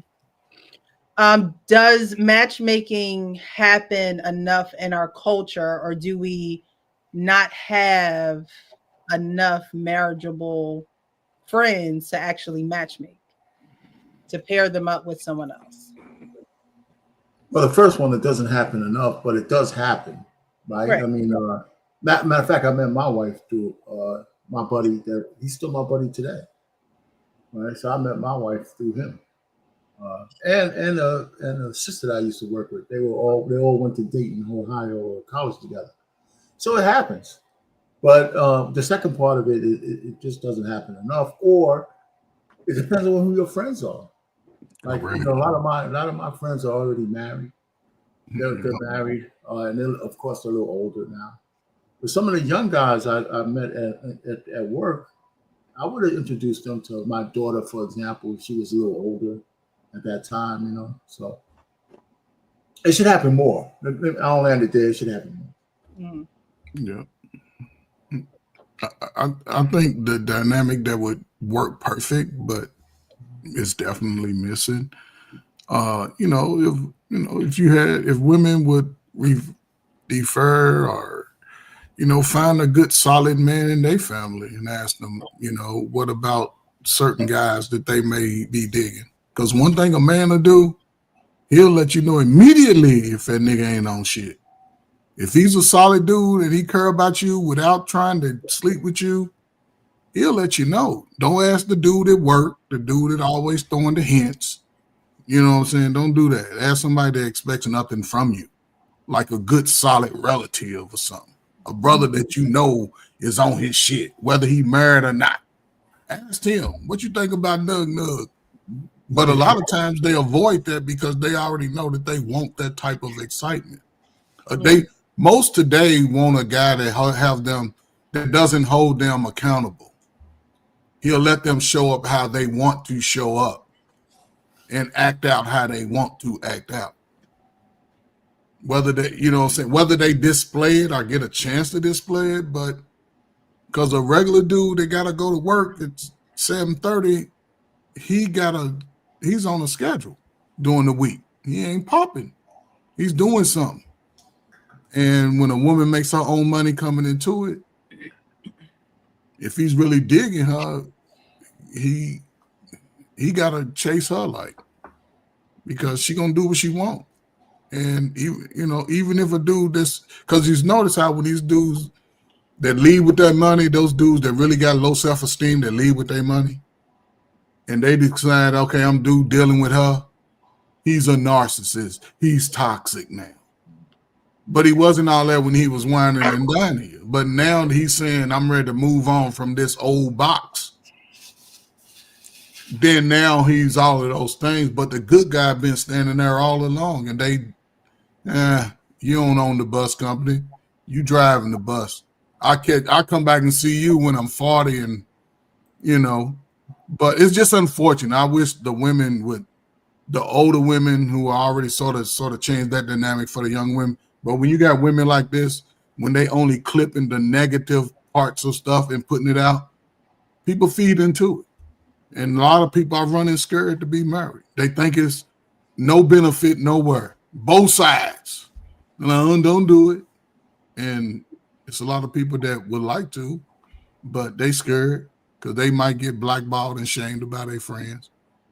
Most guys, when they get married, they don't give a damn what their friends think. He's loved and he ready to marry. Women, girl, you gonna marry him? He's only 5'9". You right. So go to a man that wants nothing from you. He'll give you the best advice. So Okay. I think it's a little bit of both, man. I think that it should happen, but I also understand why it doesn't happen as much anymore. I think there at some point in time you realize who your flock is. Like you know who your flock is, you know who you hang around. Um, what's good, Andre? Man, you know how they are. So you know, like it wouldn't do like our pain said, it wouldn't do me no justice, to know that my daughter, like, in the case that my daughter is, 20 plus, and I'm like, yeah, man, this dude would be a good guy for you. Knowing that this dude then, I done heard stories about this dude and all the shit that he done and all the ladies that he done. It does no good for me to do that. And even if it wasn't my daughter, I wouldn't want my name attached to that. It's just like a job reference. Like it's just like a job reference, like, right? Like knowing that this motherfucker don't work. This dude don't work, right? This person is probably one of the laziest people that you've ever met, but then you put your name down as a reference, knowing that once it comes down to it, he or she's gonna get fired, or he or she be slacking off, he or she be stealing from the job. You know what I'm saying? And you put your name down. No, like it's the same. Like I think about it in the same instance. I use the job. I can go for my frat.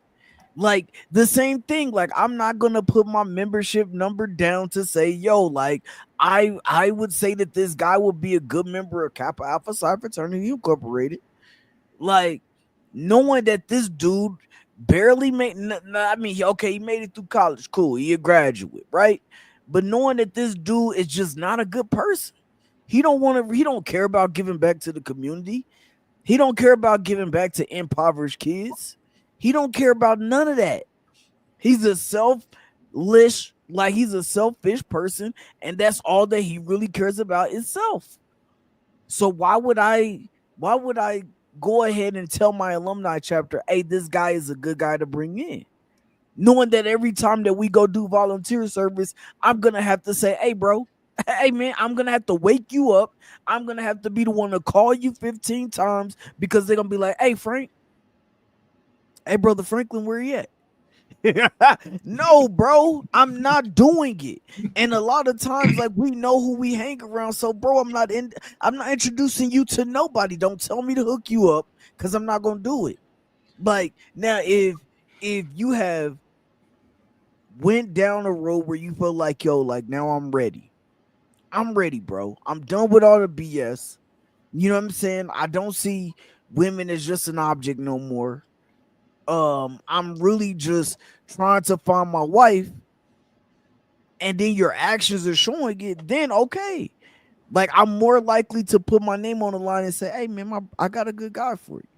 You know what I'm saying? Now it's up to him to tell you all the shit. You know what I'm saying? So you know what you're getting into. But hey, I got a guy for you. And it's up to you to decide, hey, from that moment on, when he lay it all out there, hey, boom, don't be coming to me afterwards saying, hey, he told me that he had 200 bodies, but I told you that, like, I took that chance. Okay, my man, that's on you. You know what I mean? And so in that situation, so I think, yeah, like I think that for a long time it was that way. Like you could hook that person up, and and more than likely that relationship will work out because they were two good people. They were coming together. They both had the right intentions, and that's just what it was. But I think nowadays, the way that a lot of us are with social media, a lot of people are with social media, it's like everybody's trying to see what the hell they can get. Yo, can I get a girl that's gonna be cooking and go do all this?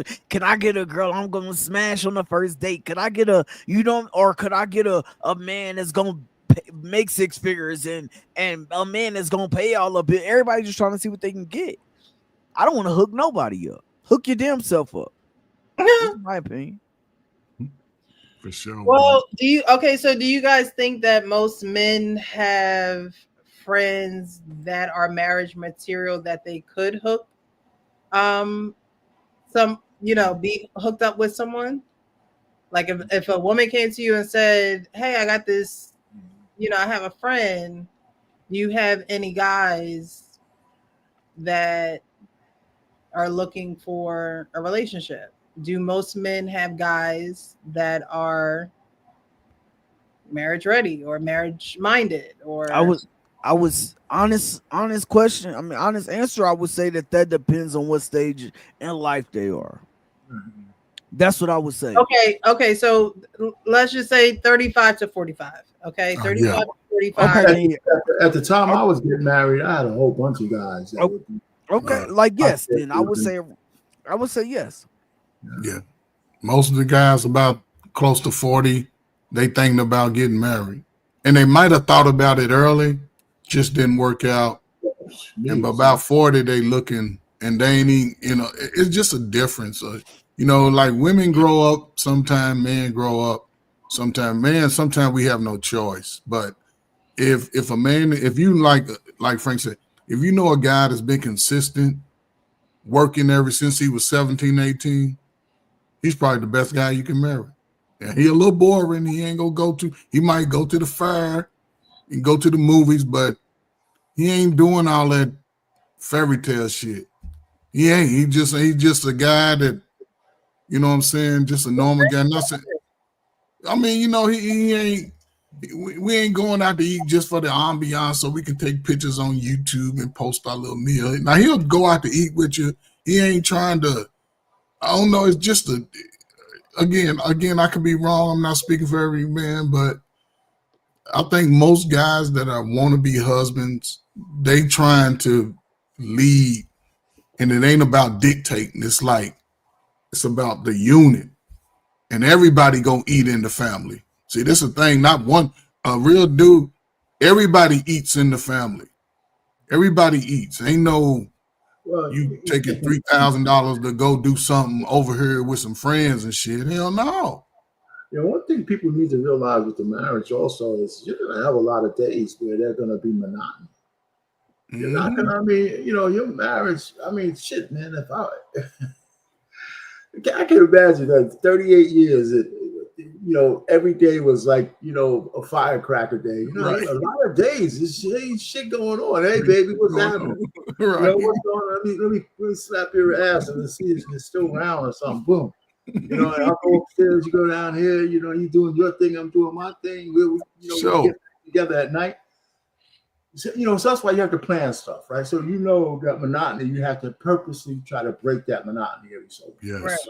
But most of the time, it ain't exciting. It's not one of these kind of things. Now, if you're really rich and you live in that kind of style, your way, hey, honey, let's go to Paris, man. I want to eat some of that frogwa and shit, and then you could do that if you have that kind of lifestyle. But most people just live day to day and make the best of it. You know what I'm saying?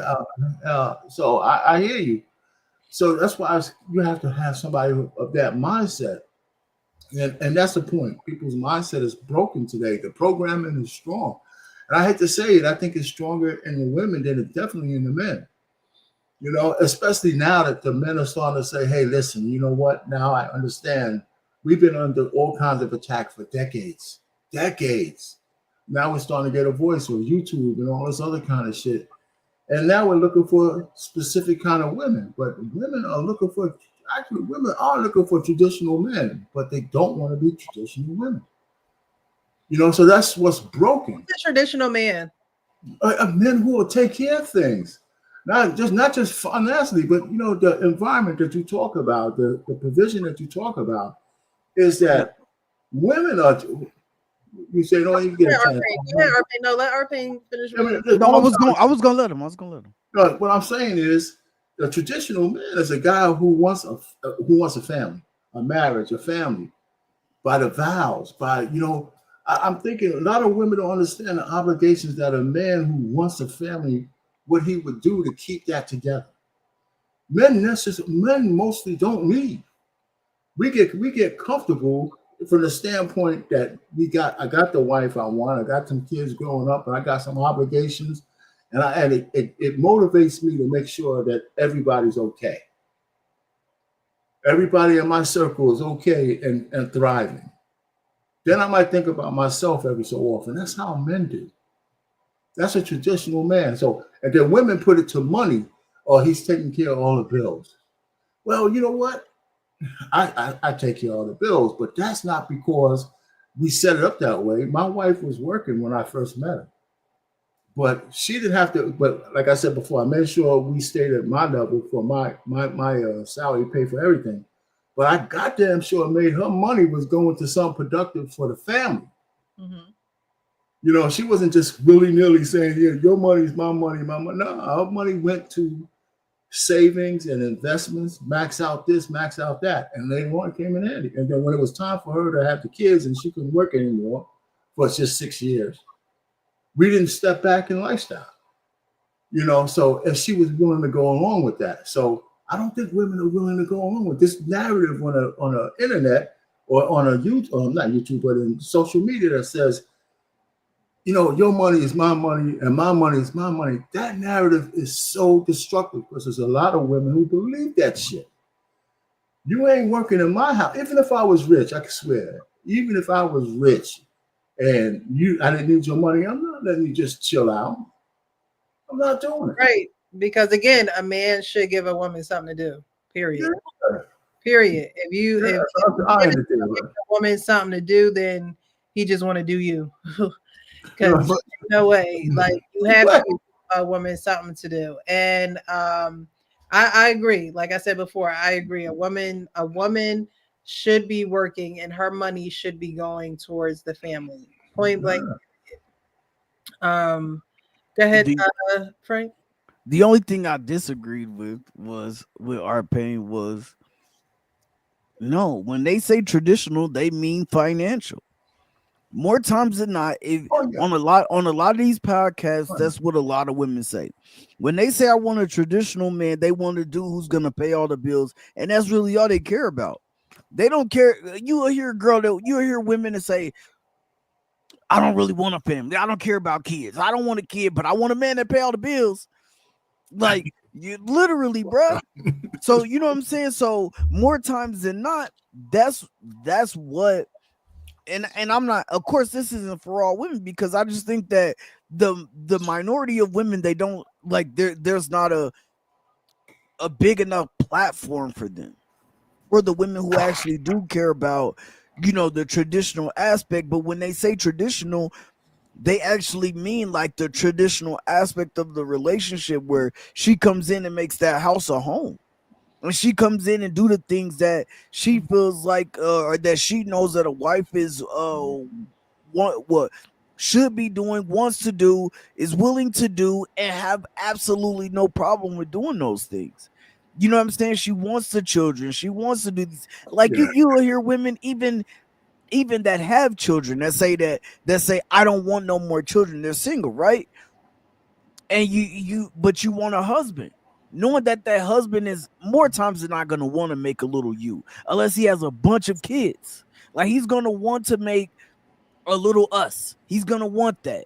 But she'll have one child at the age of 30, and then she's trying to get married at 37, and she's like, I don't want no more kids. I have my one and I'm done. But I want a traditional man. Like, yeah. what you Well, think this they man don't is get what gonna they want. come in and take care of that kid and not have another, like, not have one kid of his own with you, but y'all just run off with life together? Like, it's just more times than not, it's just not realistic. Well, again, right? You the nuance of what you're saying, I agree with. They want traditional men, but they don't want to be traditional themselves. For sure. That's the So, bottom line of it. so a woman who has one kid and wants to get married but doesn't want to have any more kids, what man should she should it should be a non-traditional man? Like Oh, what no, exactly tradition are has y'all nothing to I'm do with not. No, that. I'm not saying that because she. No, I mean, if she wants a good guy who doesn't want any more children, then that's perfectly fine. that's fine, perfectly fine. But I'm just saying that a lot of men who want to get married, you know, that if I want to, if I have a wife and she's coming in and she has one child, right? I have one child. Like I'm gonna want a little less. Like, and I think a lot of men feel that way. Like they're like, yo, now if they have three kids already and you have one kid and you say that I don't want another kid, then guess what? Like he's gonna be like, it's cool because I already have three kids. It's cool. We can raise your 12-year-old, we can raise your 15-year-old, and we can, you know what I'm saying, do our thing, and then they're out of the house soon, and then we can have us. We can do our thing. And that just is what it is. But if you got a small child, like you got a 5-year-old, a 6-year-old, and then you're like, well, no, I'm done. Like, okay, well, you should find a man who has children already, who does not mind raising children and want to go through those life stages with you, and then y'all are cool. But yeah, you can't. I wouldn't expect a woman to come in with me with a younger daughter. If my daughter was 7, or 6, and she doesn't want any more children, and all her children, and she has 2 children, and they're 13 and 14, but she's like, okay, but we're going to have to raise your kid from 8, 9, 10, 11, 12.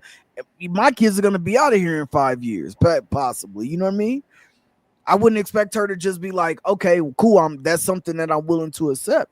Like, and I think that would be a realistic expectation for me. Yeah, but the point is you mix and match. I just think that if it's a single man who marries a woman and she's still of childbearing age, he's definitely going to want to have a kid. Now, but see, all of that For stuff, sure. they should never be married. Listen, Megan Good married that preacher, right? She told him that she didn't want any children. He thought that he would be able to talk her into it after some years. That's why they divorced, because she wanted kids.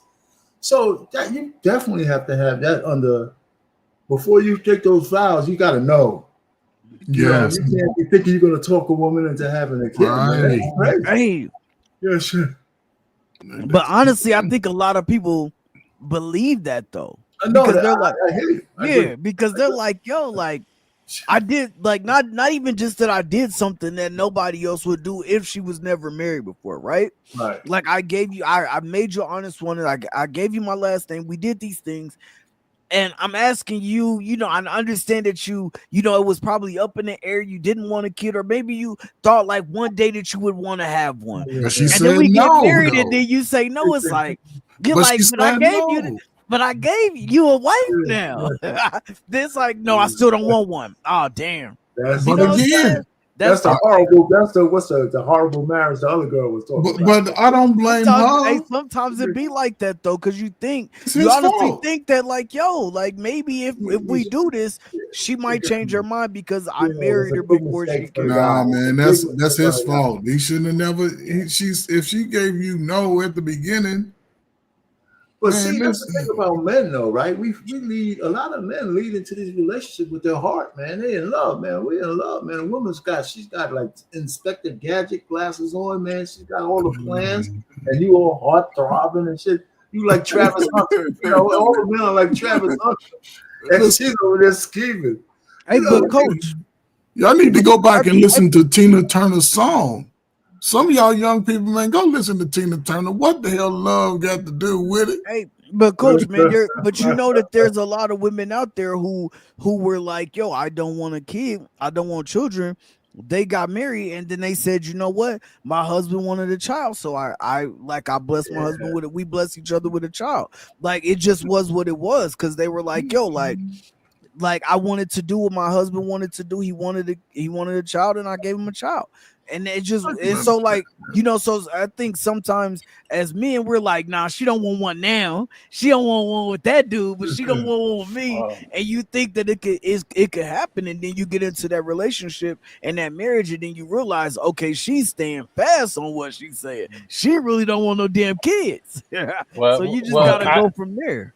I just to took your it for point, what I they think you should said. definitely try and establish that before you get married. You I ain't know, no if she try. says no, respect that. Uh, Exactly. understand that that's the truth. And Hey, if you got other things, then it's like Coach said, it's on you. You shouldn't be expecting something when someone is telling you they don't. Now, if they change their mind while y'all courting or y'all still having a relationship and they say, you know what, if you married me, I would consider it. That's a different story. But to sit there and assume that they would change their mind, we're looking as delusional as we accuse women of being often. I don't think it's the assumption, I think it's hope.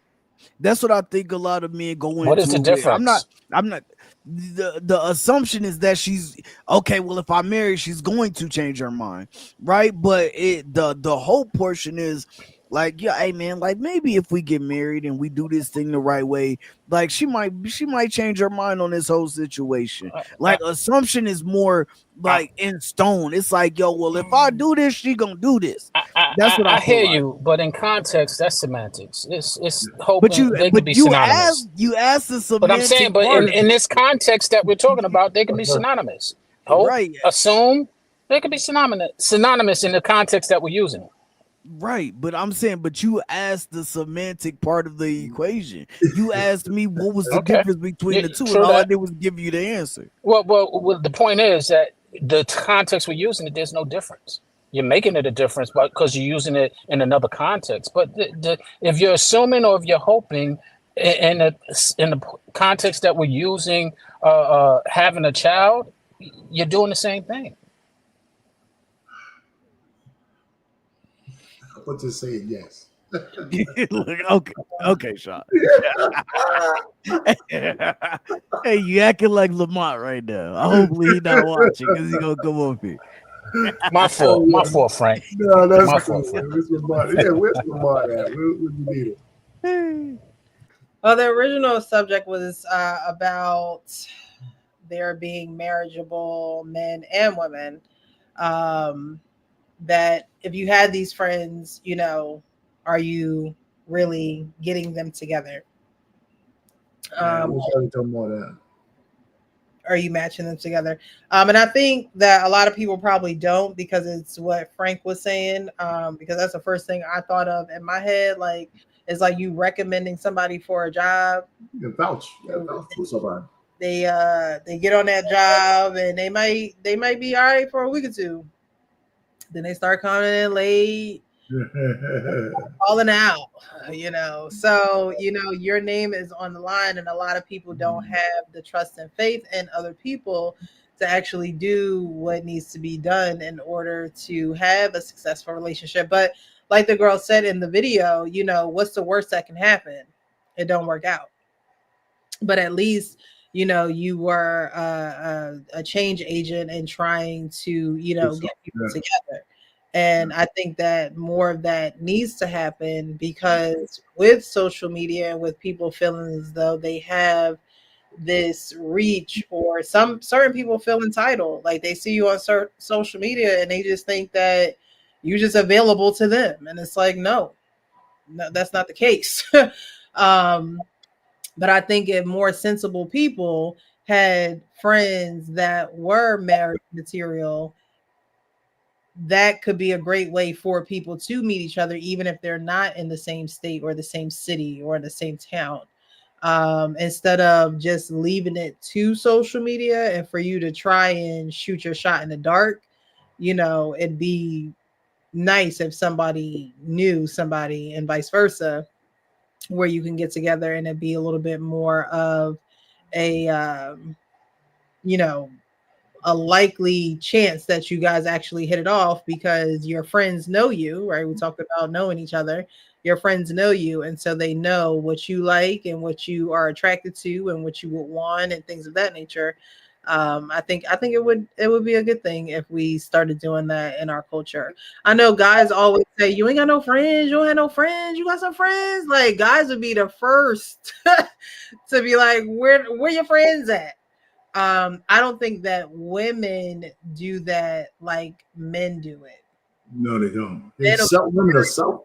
Yes, so women are selfish. They don't want you to know or have the details or the knowledge of certain people, and so they'll keep that under wraps. But a man will be quick to say, do you have a friend? Do you have a sister? Do you have, they'll call out the singles, whereas women be really hush and shut mouth about it. So that's an obstacle that our culture would have to face, because other cultures, white folks, oh, I got Billy down here. He's, finishing up his engineering degree, and Sally, oh, she's about to be done school too. Why don't we Come on, get some of those raisins in the potato come on? salad.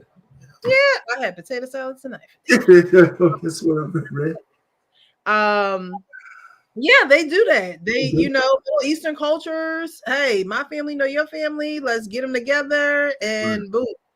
But our culture has that mentality of, and it's not even just with relationships. It's with professions or money or different opportunities. It's just that we are not. We don't work as a collective like other people and other cultures do, and that could be a huge downfall of ours. Like we want these teams. We want to be, we want to create teams and people who are married and work as a team, but we don't want to work as a team, as a collective, in order to get those teams to form. So that is something that we definitely have to work on as a culture of being, having those good people in your corner, because who hang around are the people that you become. Y'all all become, pretty much the same thing. And so if you're going in the right direction and becoming something great, that means that you have a friend that's doing that as well, and you should be able to um brag about that friend and say, oh, they're single, they want marriage, they want. Now if they don't want any of that, then I can see why people are, keeping their mouth shut, because it's just like, yeah, I know he ain't about that life. He ain't even trying to slow up no time soon, so I'm not even going to throw his name in a ring. And I think that could be a huge possibility as well, especially with where we are with social media, and everything that we see on social media. All right, so the next video she talked about, remember, all of these are based off of the first video. Again, if you're here, definitely like the video, share, subscribe, and turn notifications on to all so you know when we go live. We're going to be moving on to the next video. Now, this video I thought was cute. We don't have to spend a lot of time here. However, I think it is important to acknowledge and to spend a little bit of time on, because she talked about not knowing your significant other. And I touched on it a little bit too, of a woman doing things and a man just not recognizing it because his mind are on higher things that are concerning the family, and it just passes him by and he doesn't even realize it. So this video is a cute little video that I saw on social media, because we don't we're told that you can't read our minds, and that's something that we're going to have to accept. It's like, I'm just kidding. You can't read our minds and we can't read your minds. However, you should teach someone how to treat you. I do believe in that. You should teach, train, whatever word y'all want to use. Okay. You should do that. That should be a necessity if you're going to be with someone. They can't read your mind, and you shouldn't assume or have hope that they are going to do what pleases you, because what they do might have pleased the last person, but it ain't going to please you. And they're going to be doing so much of it, and it might agitate you, get on your nerves. Like, why do they keep doing this? Like, I just don't like this. But a lot of people have to speak up and be honest too. I think that's a huge hindering factor of why we're not progressing where we should be, because people just they're just not honest with other people, and it sucks. When I'm out. Hold on now. All right, it's been good. All right, let me rewind. So there's a husband and wife, and she gets in the car and does this.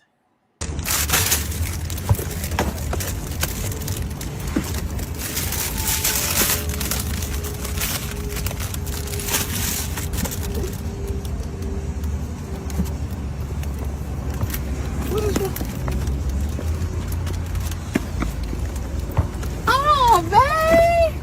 Thank you. You're so sweet. These are for me. Yes, them for you. Oh, they smell so good. I And was you trying to got be chocolate. I was trying to be romantic. Thank you. Oh, you got two. One for you and one for me. I want mine right now, too. You want yours? Eat yours now. Okay. How about we eat it together? Because you're so sweet. Okay.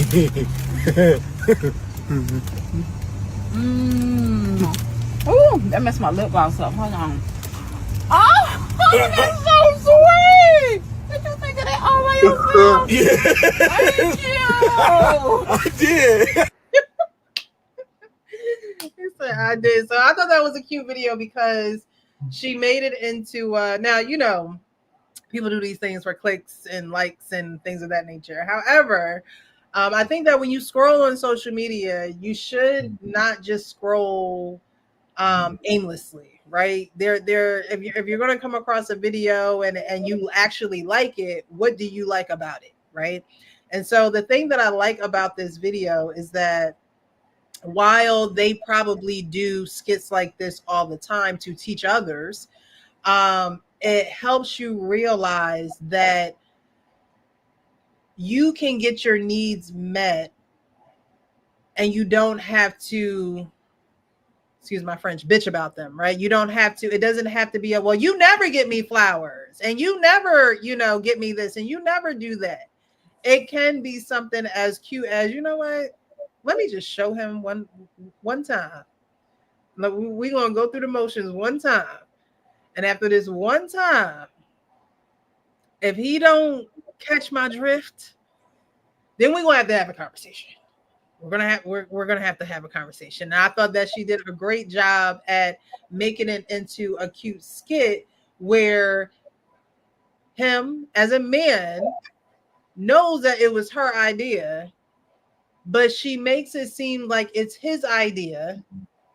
And I think for men, sometimes examples are your best teachers because you avoid conflict, you avoid confrontation and arguments and things of that nature, and it becomes a lighter way of learning. Mm-hmm.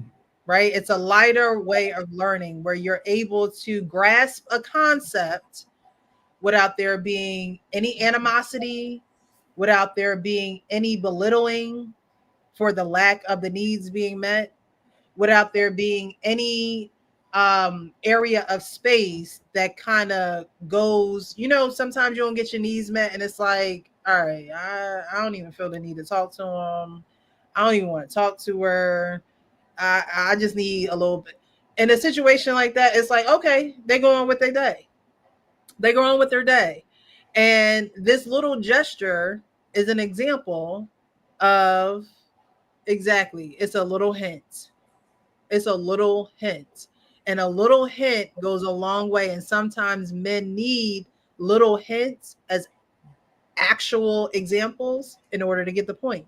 Because you can say it to you blue in the face. A woman can say it to, oh, I love flowers. I just love the way flowers smell. Oh, they're so pretty. They're so soft.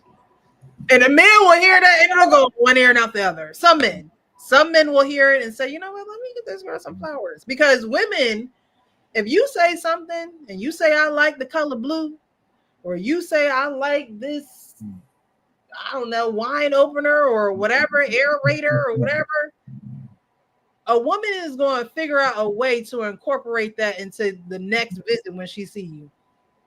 She's just going to do it because women take care of the details.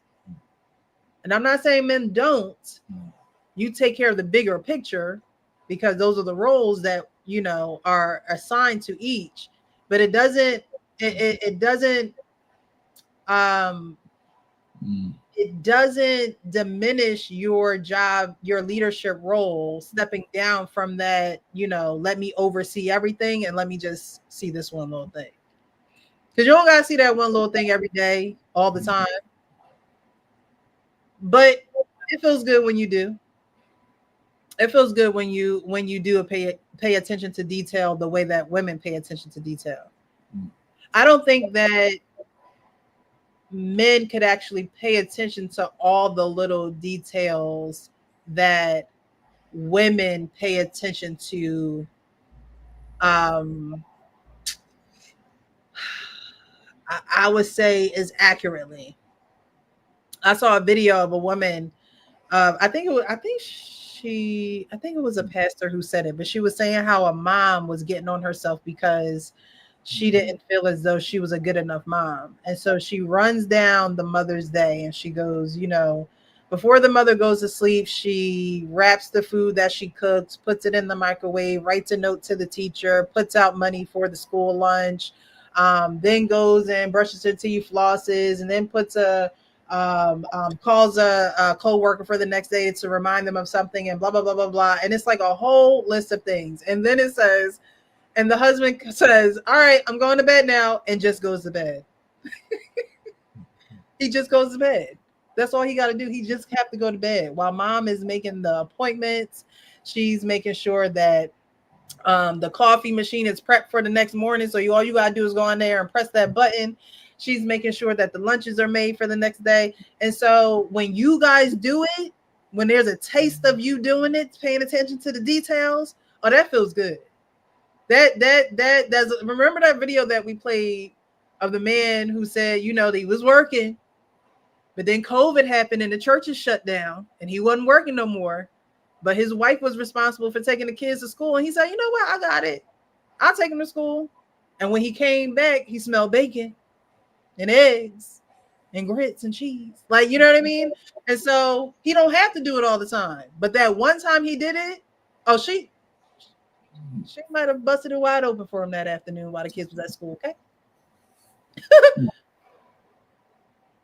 Because that's just how that works. So I just wanted to show that video to show folks that you can teach somebody how to treat you. And it doesn't always have to be antagonizing somebody or belittling them or saying that they never, using those extreme words. Like, you never, when he could have did it 3 months ago. But you can teach somebody how to treat you.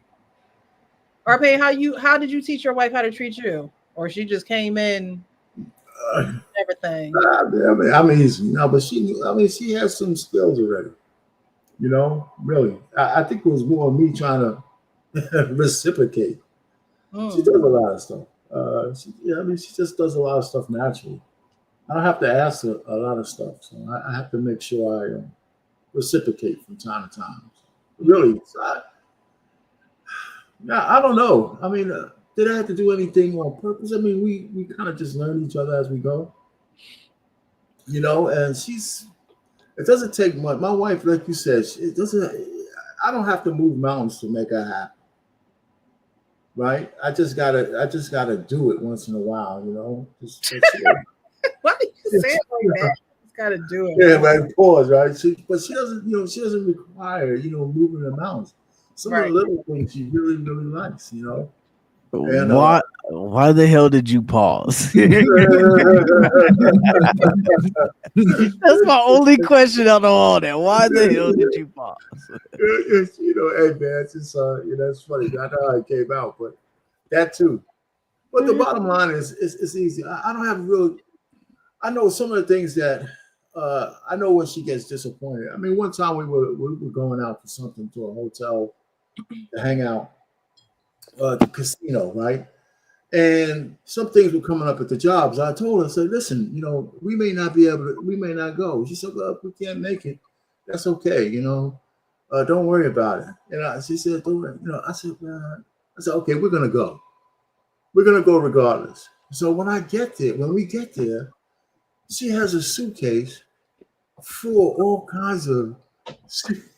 She had a suitcase back, man, full of everything, lingerie, all that kind of stuff. I said, you had this. So if I would have canceled, right, you would have Mhm. never told me about this suitcase. You would have never told me about this suitcase. I said, how do you have all this shit already? She said, yeah. So I could imagine whatever disappointment she would have had, she would have never told me about. But since we got that stuff, you didn't just put this together. You were banking on us going, so you just let me dangle out there and see if I was going to cancel. And so so I said, thank God I didn't cancel. When we make plans, I don't cancel. So yeah, I mean, everything was set up. Like I said, I could have blown it. I could Mhm. have blown that shit. And she just looked at me, man. My wife is treacherous, man. Shit.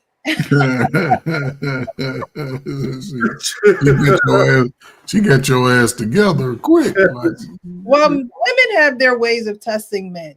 And, and it's not, let me test you to, because, at that point, she knew she's with you. She wants to be with you and things of that nature. But like you said, Arpain, in relationships, things can get very monotonous, right? Like the days can run into each other and it's just like, all right. And so, again, a man with a plan is going to win every single time. You're just going to win every single time because women pay attention to detail so much that there are just times where we don't want to think about detail. We don't want to think about planning anything. We don't want to think about adjusting a schedule unless we're off, unless it includes us being off. We just don't want to do those. And so when men do it, it brings a ball of joy. It makes a woman feel like a little girl again, like someone saying, go get dressed for the dance or for the ball, because we don't have to worry about anything. And I think that, and it doesn't have to be anything extravagant. Like we don't have to be going to a dance or a ball. But getting away from that monotony and switching it up a little bit and adding a little bit of excitement. So, that lingerie was an excitement. It's just like, all right, he came through. He was a man of his word. And so I got to come up and I got to come through too. I got to be and that's the teamwork. That's the yin and the yang. That's how you actually come together and create that energy in your relationship, because one is doing what they're supposed to be doing and the other is doing what they're supposed to be doing. And so when you come together, it's like a ball of fireworks. And so, women do test men in that way. Like, okay, it's been a few weeks. We haven't gone on a date. We haven't gone anywhere. We haven't done anything. And she might be like the woman who threw the flowers at her husband and got out the car and did it again. And, oh, you got these for me? Or she might be the woman, hey, are we, I know you mentioned a couple weeks ago that we would do X, Y, and Z. Are we still doing that? Are we still on for that? The follow through? What's expected? Go ahead, Coach. I don't know. These skits are interesting. You know what I'm saying? I would. Maybe I'm just. Hold on, Coach Ferg. Thank you, the actual King Smith. I did get your Cash App, so I appreciate you, as well as Darnell. Both of them sent me a Cash App around the same time. So thank you, thank you, thank you. I appreciate you supporting the platform. Maybe I'm naive to these modern marriages and how they operate. I don't think most men are out of touch with what their wife has going on. I think women love to plan like little getaways and little trips and things like that. A man will come along. You know what I'm saying? Like, right. But what I'm saying is, it's not like we don't want to go. Okay. You know what I'm saying? We're just experiencing it as it comes along. We're not imagining sitting in the whirlpool, sipping on yak. We don't go through all those fairy tale setups. We just like, are we going? All right, okay, cool. You know what I'm saying? Then when we get there, we accept the surprise. Going along sounds like you putting your son in the back. No.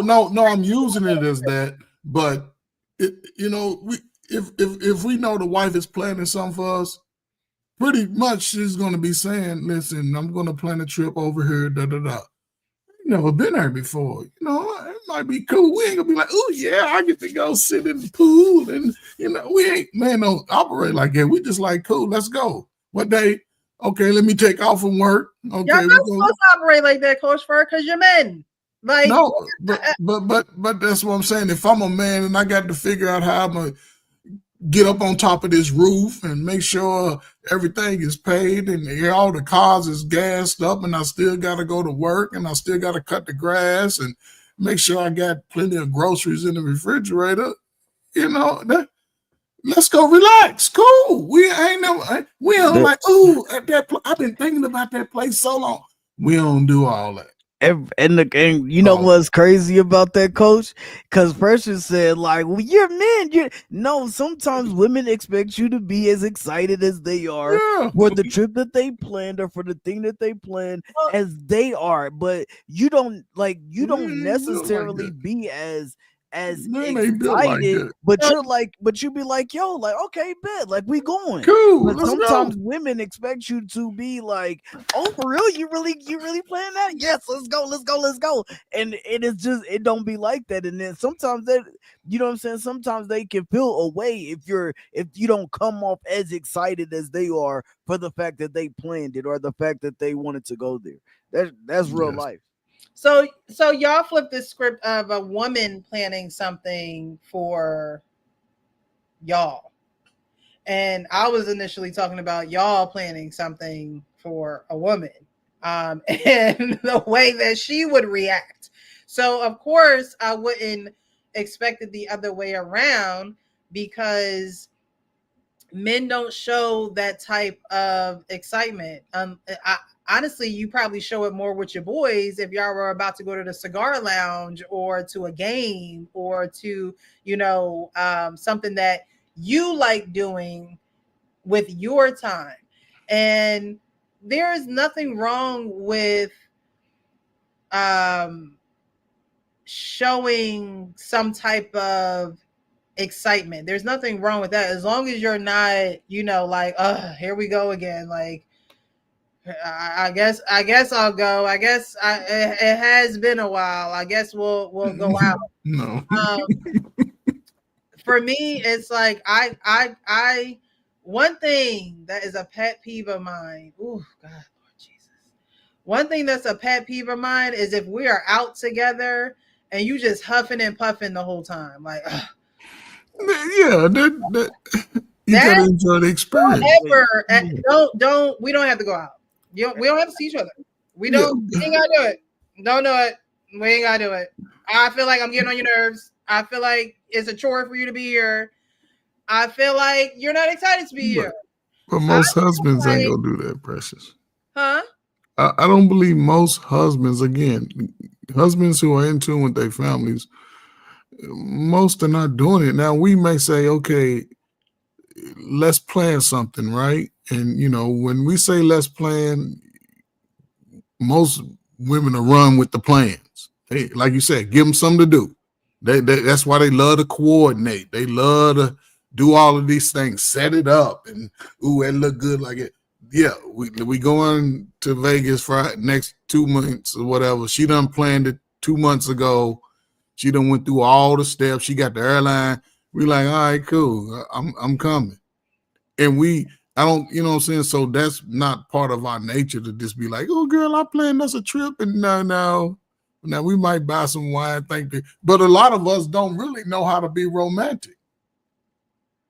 We really don't. We just going with the flow. A bottle of wine and some roses, we think they're cool. That's romantic. Break them up, sprinkle them out. But then we think about, damn, I done bought these dozen roses. I ain't gonna just break them up. Shit, I'll keep them together.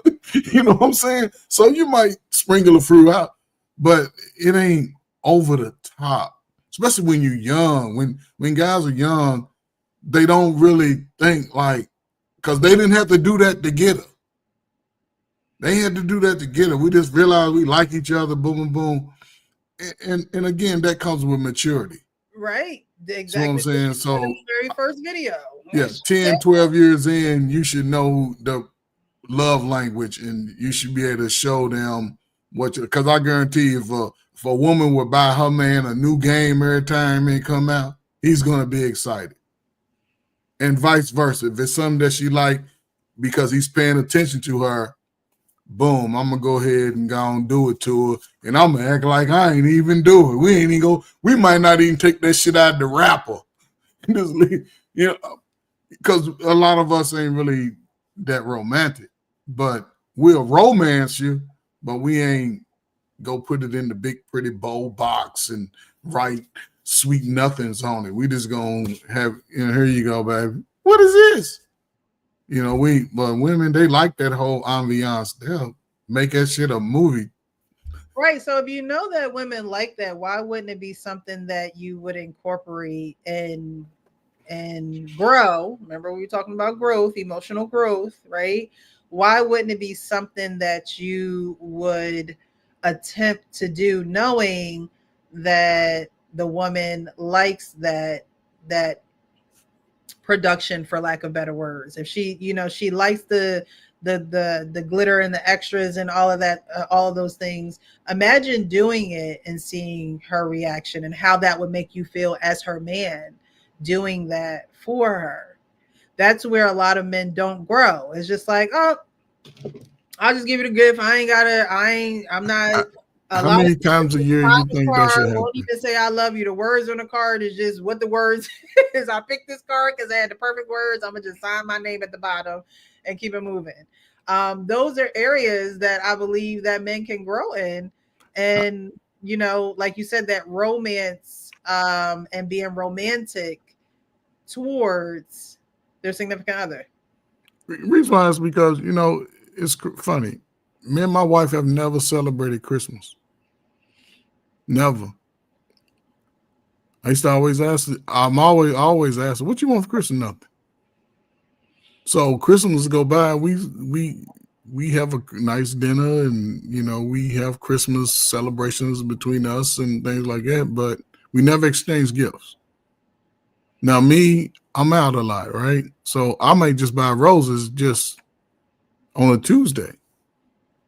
And she'll keep them roses for damn 6 months. I'll be like, yes, let me get some more. No, I like these. They dead. And the way she learned how to love me is that I was in Chicago at the time. There was this massive meat store on the west side of Chicago. I took her to the meat store. It's a produce store, and they sell nothing but variety of meat, steak, beef. I took her there, and she's like, oh my God, I've never been here. Yeah. And I've been getting those finger licking meals ever since. Yeah, you didn't introduce it to a gold mine.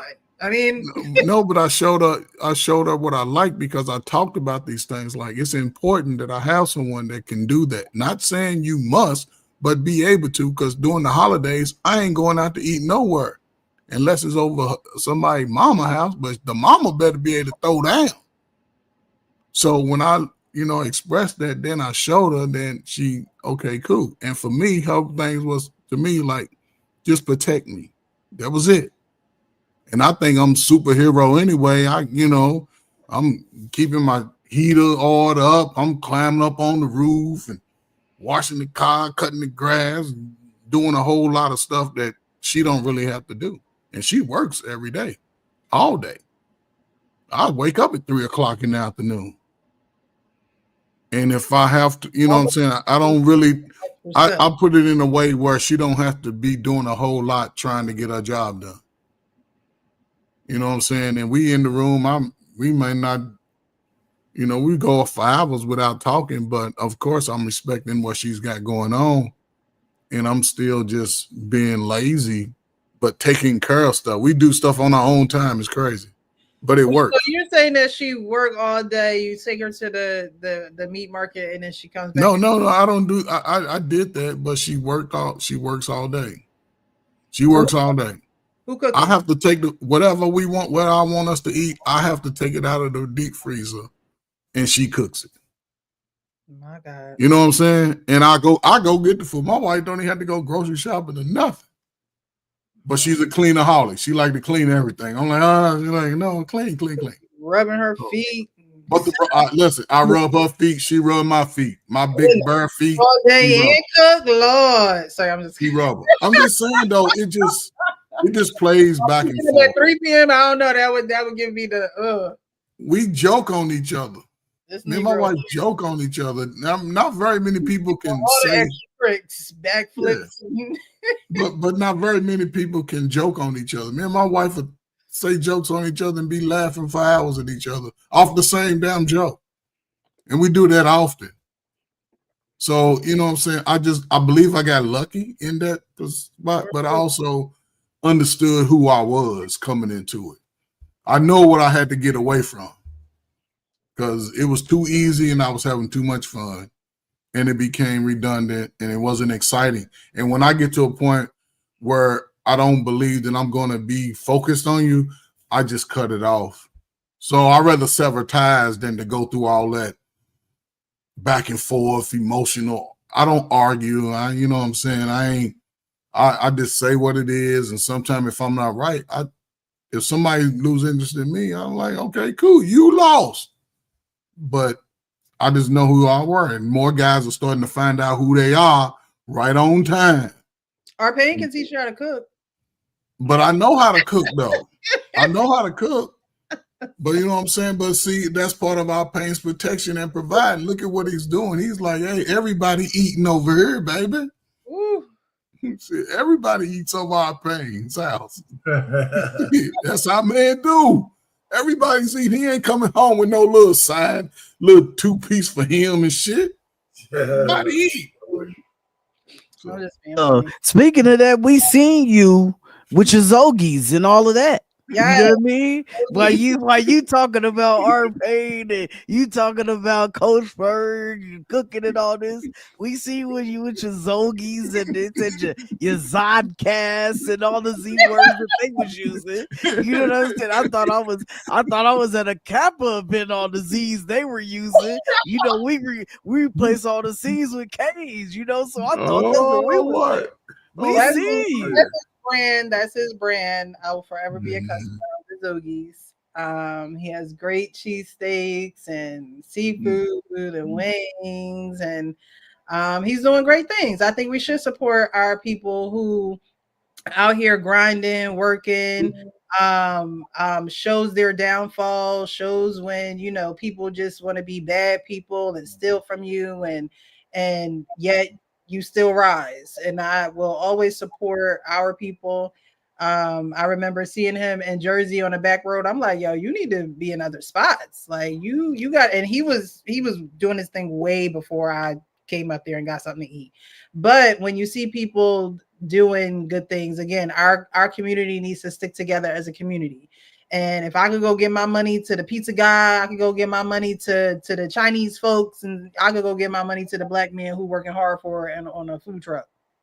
So Zogies is where it's at. If you're ever in, well, he moves around. Right now he's in Camden, but he moves around ever so often. Sometimes he's in Philly, sometimes he's in Jersey, and I travel. I'll go where he at because the food is good. It's the bread. It's the fried bread. I'm telling y'all. Ooh, it's the bread. All right, so yes, I think teaching people how to treat you is very important. It doesn't have to be done in a angry way, in an argumentative way. It could be done in a very fun way, but it has to be done. It has to be done. You got to teach people how to treat you, because if not, then you can grow resentment towards someone not being communicative with them and letting them know, hey, I like this, I don't like this, I prefer this, I don't want this. They know. They can't say they don't know. They know. Just like you gentlemen are in your relationships and what your women like. They know what you like. It's not much that they have to figure out and fondle around and guess what's on your brain. They just know at this point. And there had to be even if it was unintentionally, because through our actions and our words and comments, some people just pick up on those things without having being told directly. Some men need to be told directly what to do. And that's just a fact. Just like some women need to be told exactly what to do. I'm not going to read your mind. You grown, just like I'm grown. Like I'm not going to What I did for the last person, I don't know if I need to do that with you just because you're a man. I don't know. I don't know. I know who I am and what I like to give and how I like to love, but I can't assume that's what you need and that's what you want. And so as adults, we have to use our words. I mean, it's crucial. All right. Speaking of using our words, I came across this video, and a lot of times we are in relationships, and because men carry so much on their shoulders, they are silent about certain things that they need to actually verbalize. Ego. You got to let her. Fellas, when it comes to the woman that you love, that you really want to be with, you got to let go of your pride. You got to let go of your ego. You got to let her know that in some aspects of being a man, you just don't know. A lot of us are trying to become a man that we never seen example. Some things we are going to learn through trial and error. But when you put on your big boy drawers and you put on your tough act as if you got it all together, when in reality you don't know how to make the next business decision. You don't know how to be more in tune with her emotions or how to lean into your family when things get rough and tough. Some things you just don't know because you never had a healthy example. You are trying to become the type of man that you never seen. And that's okay. If you got you a good woman, praying woman, if you got you an understanding woman, let her know where you're struggling. Let her know where you don't know. They don't even have all the answers. So what would make them think that we have all the answers? A lot of women are also trying to become a wife or a woman that they never seen example. The Bible says 1,000 fall by one side and 10,000 by two, which means that you can defeat more demons, you can break more cycles, you can end more generational curses when you bring your woman into your world so she can come into agreement with you in prayer. That way y'all can fight the battle together instead of you trying to keep fighting it on your own. So, do you guys agree with that? That there are battles that men and women, he started out with men, but men and women need to communicate with each other so that you're not feeling the heavy burden of going through a relationship thinking, everything's okay and it really isn't. Sure, but I got kind of mixed messages in the joint, because I didn't understand if he was talking about just like going through things, that a man would go through, or like, say like, you know f- um going through like family struggles, or someone passing, or whatever the case may be, or going through relationship struggles and you not knowing how to navigate through them, and talking through it, because there may be some things that affect you in one way that that don't necessarily affect you in the other way, or it just affects you differently, right? Like, if you have a family member who passes that you're really really close to, or there's someone that's sick, that might be that right there would be hard, might be hard for you to talk about.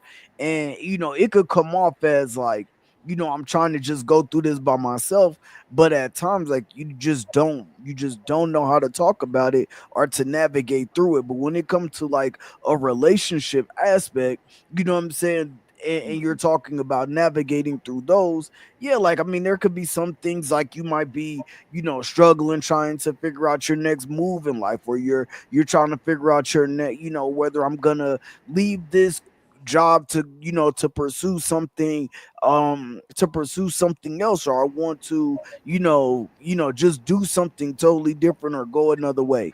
What I'm saying? And you got to bring that to your wife, or you got to bring that to your significant other, to figure out like, okay, this is the thoughts that I'm going through. I think these are the next steps that I want to take.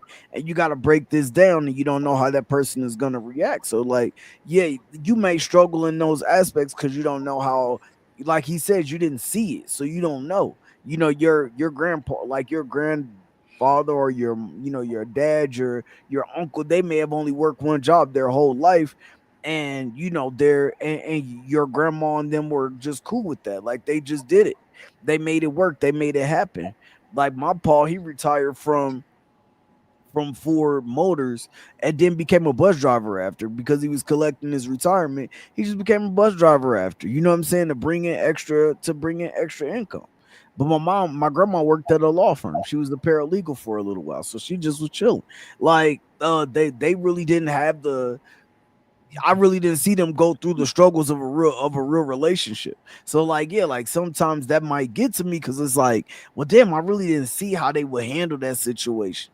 You know what I'm saying? Because that's the only real um relationship that I got to see firsthand, to see like of a marriage. So I'm like, okay, trying to navigate as a man trying to go into marriage or get to that point. Yeah, I feel like you would have those struggles at sometimes, but and they may be hard to talk about. So yeah, I think it's sometimes that shit is easier said than done.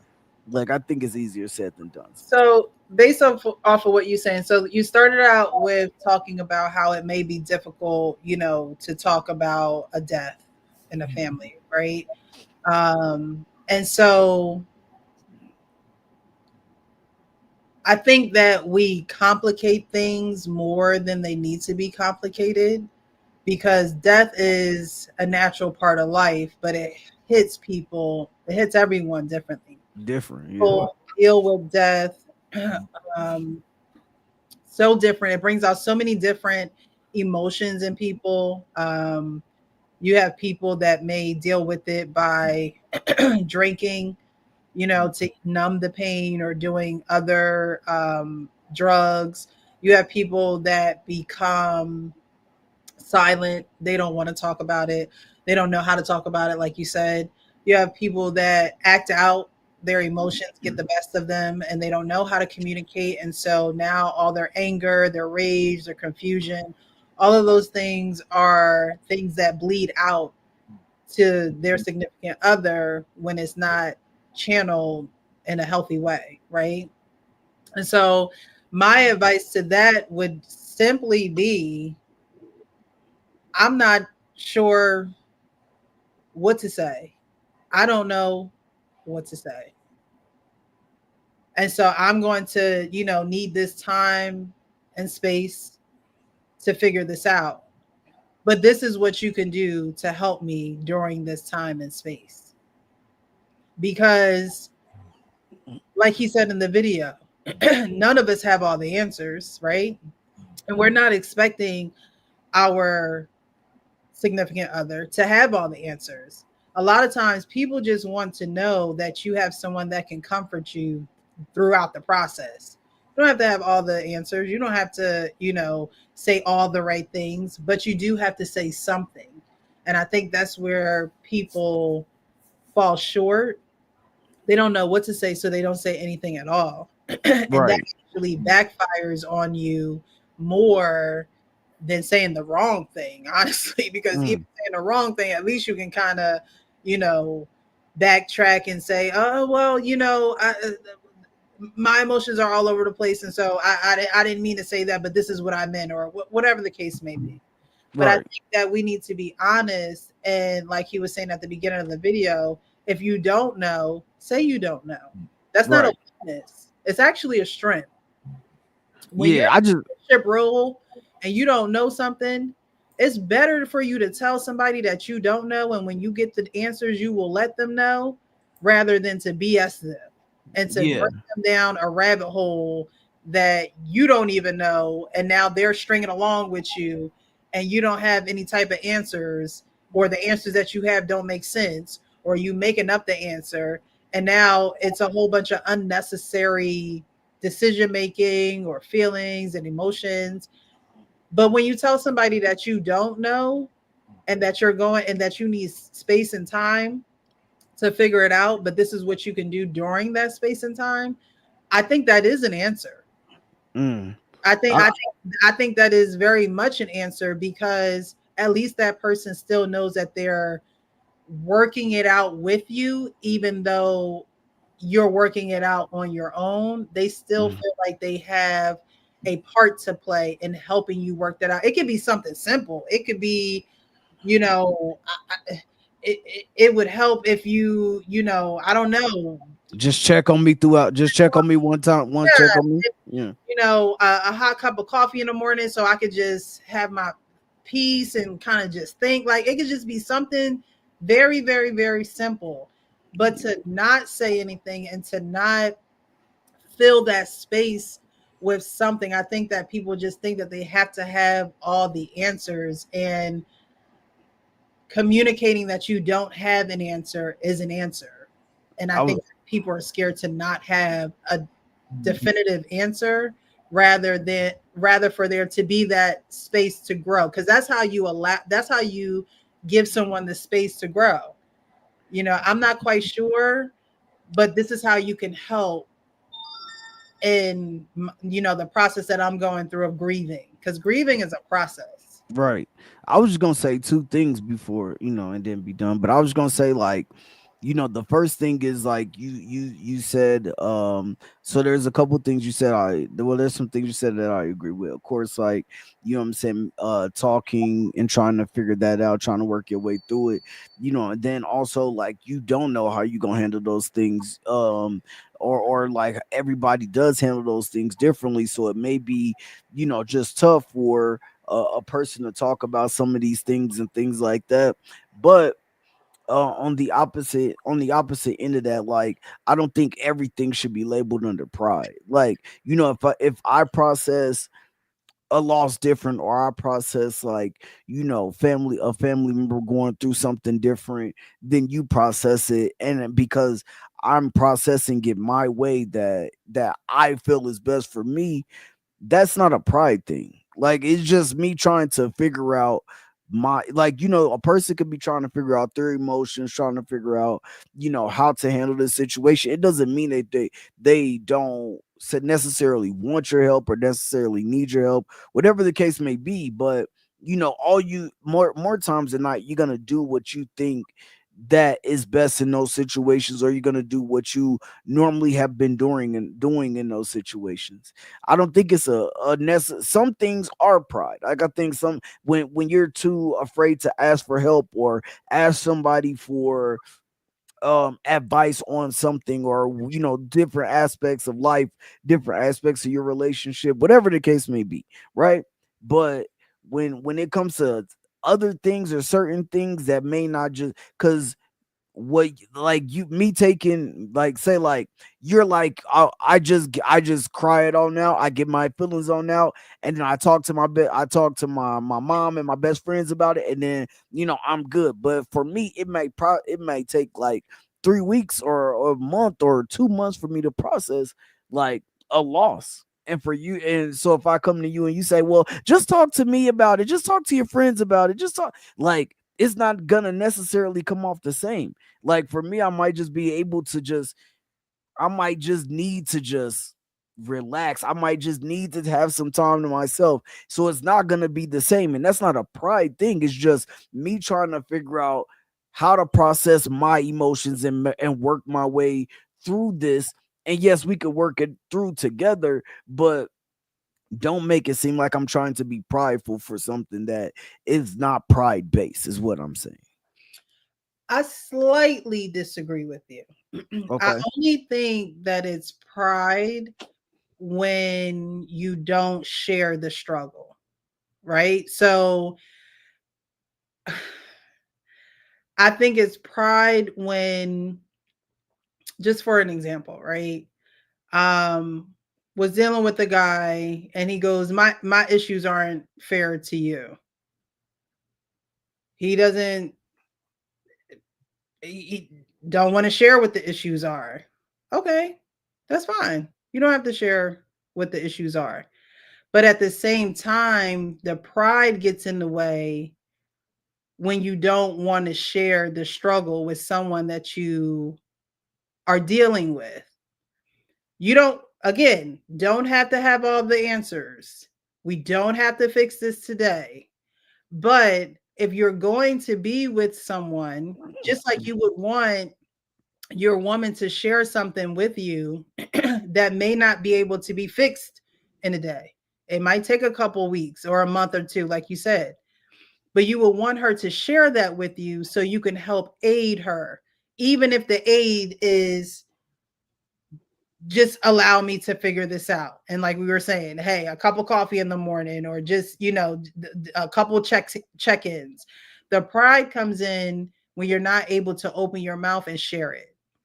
That's where pride comes in, because you feel as though you can handle it all on your own, like you all on your own, and you're not all on your own. Okay. So I think that a lot of men take that route because they feel like, well, I'm a man. You don't know what I'm going through. You don't go through the struggle that I'm going through. Or this is a dear friend or a dear family member of mine. You don't know him like I know him. You wasn't there with us shooting in the gym. You wasn't there when, this traumatic thing happened and we were there for each other. You weren't there, right? And you can't discount the person that is there at that time, that is there to be there with you, even without all the answers. So that's the only time that I think that it's pride, when you're not able to share the struggle with someone that you want to share life with. It's like you going through this by yourself and you don't necessarily have to. And I'm not asking for the answers.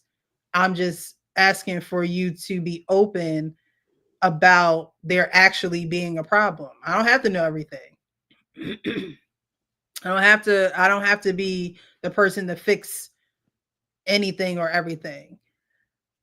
But I do need to know what to pray for you for.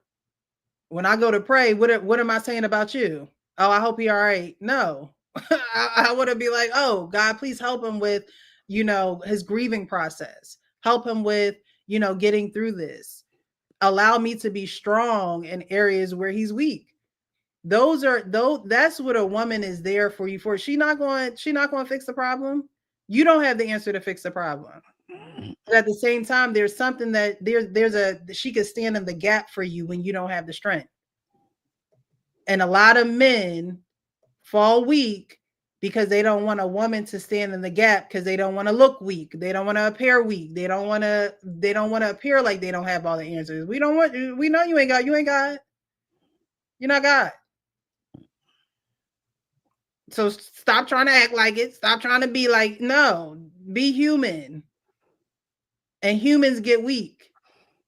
Humans don't have all the answers.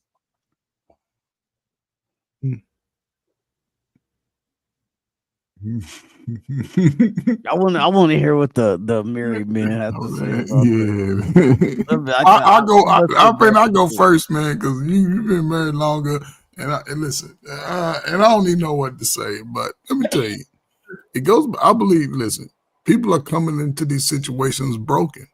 They don't know who they are. They don't know who they are. I talk to my wife a lot, and I bring YouTube conversations to her and get her perspective on it, right? And then a conversation we may have had a few weeks ago, a few days prior, when I bring another scenario, she'll like, you know what? She'll change her view on it because,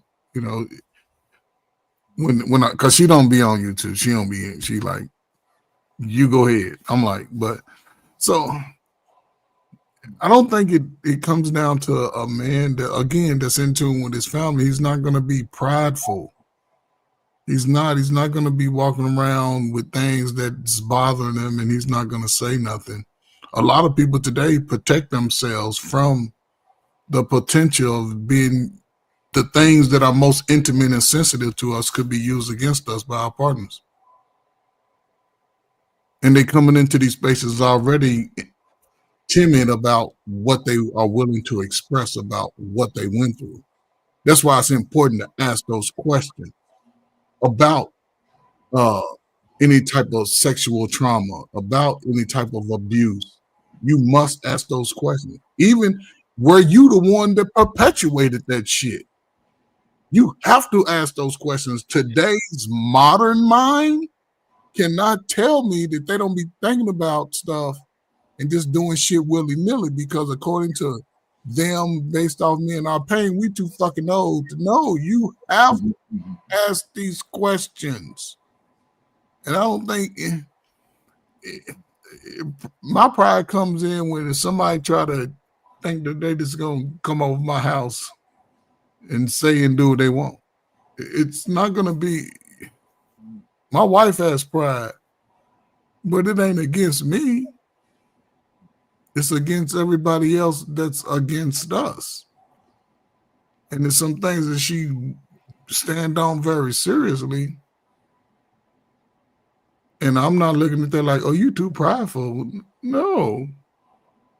And I'm not saying I always learned this, but as you growing, as I've learned to grow in my marriage, that, you know, I'm prideful that she took my last name.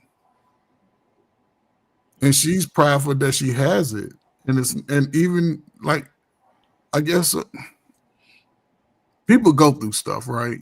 But my wife or husband, then I can be able to track from this day all the way back to the time where I can remember and tell her things that happened to me. Not necessarily how may they have affected me at that time, but I can go back and say, you know, things that have happened to me based off events that I didn't understand then that I understand now. Most people can't go back and retract when somebody violated them. They know the day and time. But in those moments in those moments in those moments, how did you handle that? Were all of those moments something that you were able to talk to your wife about? Like even when y'all were just dating, like that's where they're talking about the pride coming in. But even in the dating part, it was some things that I told her, listen, I like a woman with a big ass. I like ass. No, I mean like where you said you felt like you were being violated or you felt like something was wrong. But for me, you know, my father was an alcoholic. You know what I'm saying? That's something that, as I saw growing up, like, damn, my father was wilding out there in the streets. He was wilding. He used to take me when he's kicking it with a chick. He used to have me, come on, you my son. He had me. I'm like, and I didn't even tell my mama this shit was going on. But you know what I'm saying? So, but I didn't know. But see, here's where his pride kicked in. He didn't have that relationship with his father that he had with me. He take me to practice. You know what I'm saying? He's showing and cut the grass. He ain't show me. He just showed me how to start the lawnmower and said, nigga, push. Okay. You know what I'm saying? But he didn't go through all that. So he had pride in that sense. But when it came to us, like, I had 5 sisters, man. And my daddy was crazy. Didn't nobody mess with my sisters. When he had something to say about life, he gave it, well, he talked to me about it. He used to cry to me in my room and shit. I'm like, dude, what the fuck you crying for? But then when it came to everybody, he was like, you going to be a certain way out here. You ain't gonna do certain shit. You gonna deal with me. Cool. But when it comes to the relationship thing, if a brother knows who he is, there's certain things that he's not afraid to share because he's already understanding that that's part of the process. So not everything in life is going to be good. Most of the people that hurt you throughout your life are people that you expect to love you and care for you the most. And when it comes to other people I started meeting as an adult, when you got to a space or you thought you was going to just say and do to me, I could cut you off immediately and you probably never see me again for months. I wasn't going to argue back and forth with people who would affect my life just because I want to show up a certain way, prideful and loving myself. It just come down to self-love is all I'm saying. Love yourself over everything. And don't let nobody put you down. Say fuck you and move on. Cry in your pillow. Cry in your pillow. But I got you. I guess I just approached the question differently. You know what I Yeah, mean? I Because know I'm I off, was but this I was relationship shit is approaching it. complicated to No, I most was just approaching modern it people. from an aspect of like when you go through things in life, and you know what I'm saying. Sometimes as a man, like you want to deal with it yourself, but then Yes, you also, and your wife or your girl might not understand that you're trying to process it or go through it or but figure it out before you even talk about it. but Like but, I but want to Frank, figure it out, but sometimes but they think Frank, that if that's she's in pride. tune with you, if she's in tune with you, right, then she understands what you're going through, and she'll just be there to support you when you ask for it. Even if you don't, she's so in tune to you, she'll let you know, like, hey, don't okay, don't do that. Come pull back. Let's talk about it. Just talking about it. Even if it might be 3, 4 days, a week down the road, hey, you know what I'm saying? You want to talk about such and such? By that time, my emotions gone, and I'm pretty even keel. I don't get excited about stuff. You know what I'm saying, like that. But if it's something like with my family, she knows and she fills me in, and she's like, whatever you want to do. I'm like, man, I don't want to do nothing. 2 hours later, I got 20 solutions. So sometimes you just gotta, I see it, may question it earlier. You want to talk about it? Maybe later. Okay, cool. But then I'm seeing how you also operating after that.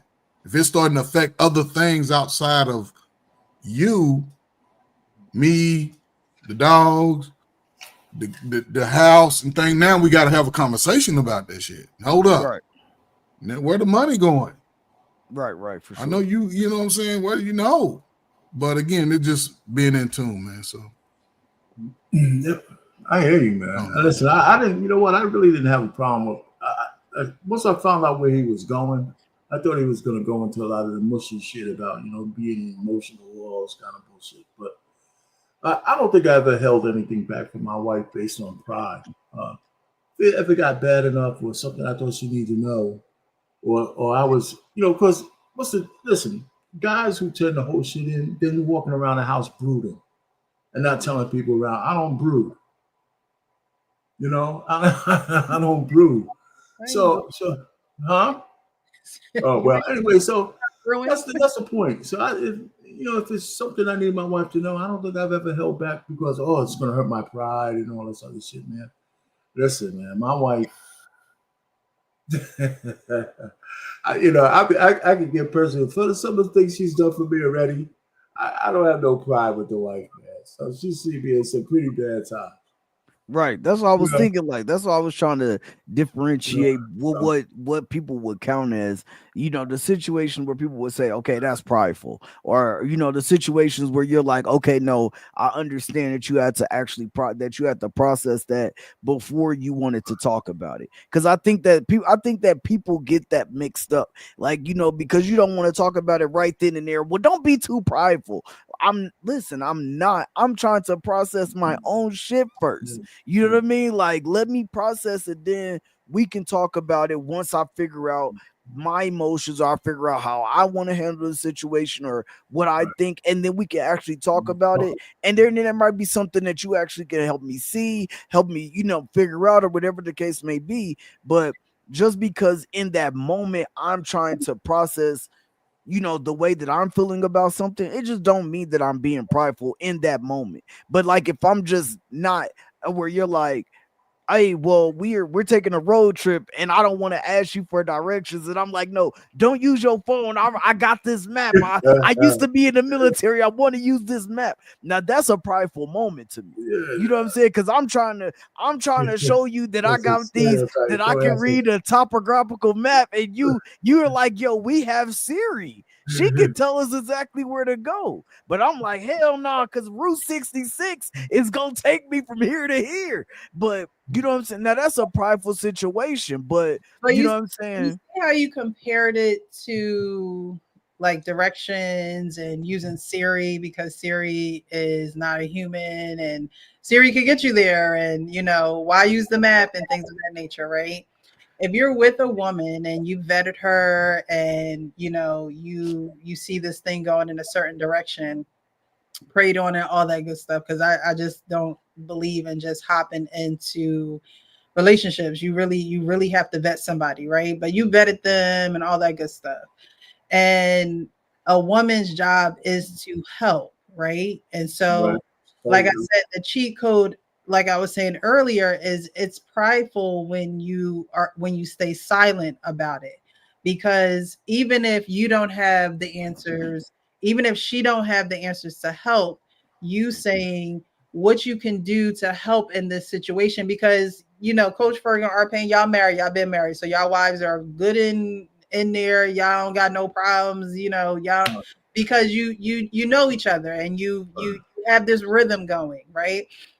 But there are people who get into relationships and year 2, 3, 4, 5, they're still trying to get this rhythm going, and it takes going through certain life experiences to get that rhythm going.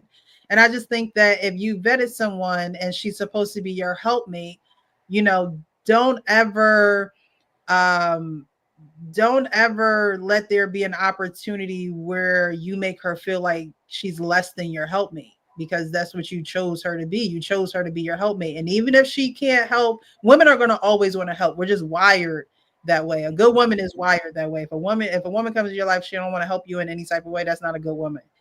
Um, Good women are wired to help, and sometimes it's to the detriment of that woman, because like I said last year, I don't think that you should help every man. That's not your ministry. Like, I you're just not here to help every man. You're here to help that man that has vetted you. You have vetted him, and y'all have the same goals and ways you want to go in life, the same path. But letting her know how she can help you in that process, even if it's doing nothing, but letting her know that, how sometimes you be like, you have this look in your face. She's like, "You all right?" And you're like, "Yeah, I'm good." But you're not good, but you just don't want to go into it because, like you said, you don't have the words, you don't have the emotions, you don't know how to process, which is all fine and dandy because those are natural things that we all go through as human beings. You all right? Yeah, I'm good. Why you keep asking me if I'm all right? I'm good. But you're not good, right? Those are the times where it'll be the way you can help me the most is just give me my space time and time to figure this out. That way she knows. When I tell you you have to give a woman to do, even if it's nothing, the instruction of doing nothing is what she needs. Women, and Mr. Let Go says this all the time. Shout out to Mr. Let Go. Women are like children. Okay? Women are like children. And if you don't give her that instruction, she gonna be all up in your ass. What's wrong? You said you was all right. You don't look all right. You look mean. You look like you need. She is gonna do that until you say, "I just need what you can do to." And the verbiage is important. How you set up a conversation, how you frame a conversation is very important. Men and women. I'm not just talking about men speaking to women, but I'm talking about women speaking to men as well. What you can do to help me the most during this time is you are letting her know exactly what it is that she can do to help you. And that way she has direction. You giving her a clear communication on what it is you need for her to do. Therefore, she can't continue to ask you. She'll know she's waiting on your next direction. She knows that you are processing and you are taking the time to figure it out, and she's going to still be that helpmate in other ways, making life easy or comfortable or relaxing for you. But when you don't say it, you actually damper your relationship a little bit. And same with women to men. Now, women need to do a little bit better job of the emotional part. You have to be able to emotionally regulate. You have to be able to emotionally regulate so you can frame those conversations in the correct and respectful manner. And so, men, You're not going to tell all your emotions. You don't need to. You just need to give direction. You don't have to say, "Oh, I'm mad and this makes me sad and this hurt me and da da da." What you can do at this time that will help me the most is dot dot dot. Women, I'm very emotional right now, and so I think it would be best if I take a walk, if I go, do a hobby that you like, knit or go play tennis, something to get your emotions regulated. But I think those things need to be communicated. So again, you know how to stand in the gap for one another. Because that when the communication is not there, is so much space for other things to permeate in your mind. Especially for women. They done already, women will make up a whole story by the time you walk in the living room. Like, it's a whole story up there. And that's not even the case whatsoever. But once you communicate that, there leaves no room for anything else because you've given clear communication. You said, what you needed. And vice versa. So, I think, pride can be taken a lot of different ways, but pride is also not realizing that your helpmate is your helpmate. And so let them help you. And it don't have to be in the ways that they want to help you. You can give that direction on how they can help you. That's perfectly fine. It's probably even better than her coming up with a way to help you. Because her way may not even be a way that you need. So that's just my point to that, and what he said in that video, and Frank, what you pointed out as the different examples of being prideful. You allow Siri to guide you. Allow your significant other to guide you, even if you got to actually be Siri. You might have to be Siri and give the direction. But don't be prideful and not be Siri and not give the direction. All right. Anything else on this video? If not, we're going to move on. Thank you for those who are still here, who are watching. Again, thank you to those who have contributed to the platform. I definitely appreciate it. You didn't have to give, but you did. So I definitely appreciate you. Thank you. We're going to move on to our last video. This is a woman who doesn't feel like she has to pay half of the mortgage. Dun, dun, dun. I got that from JLR Investigation. I've been following the Diddy trial on JLR Investigation channel, and whenever something comes up, he goes dun dun dun. It makes me crack up. I don't know. All right, here we go. She don't want to pay half of the mortgage, and here's why. Pay the mortgage. Yes. Hold on, let me rewind. Am I the asshole for telling my fiance that I won't help pay the mortgage? Yes. You don't even know what the story is. Because I need help. It says, for some background, I'm a 29-year-old female and my fiance, who's 30, we've been together for 10 years. We had a baby back in 2020 and I lost my job around the same time. Our lease to our apartment was up and my grandma offered for us to move in with her. So we did. We basically had our own little apartment rent free. That's living a life. Mm-hmm. I had thrown the idea of going to school out there and everyone agreed it was a good idea. My fiance paid for it and my grandma watched the baby while I went to class.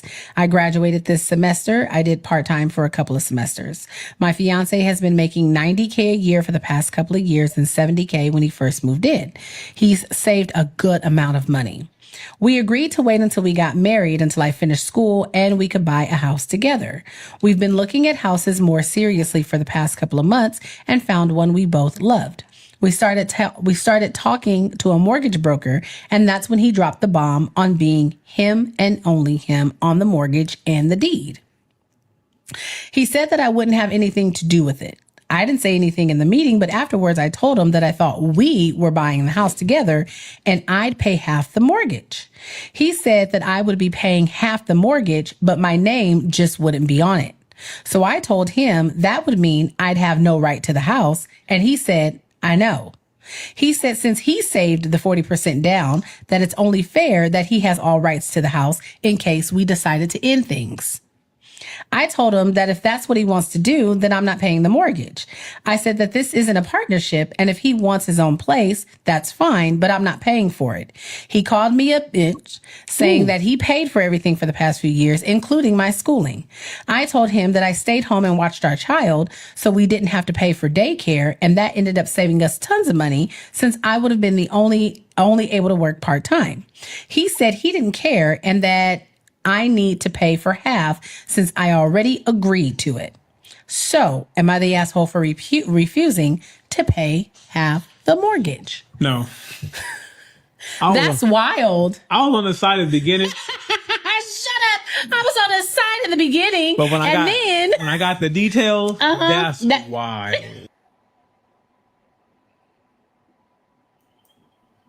So what you guys think? You guys are idiot. You guys are idiot. Either he's an idiot and he doesn't love this woman.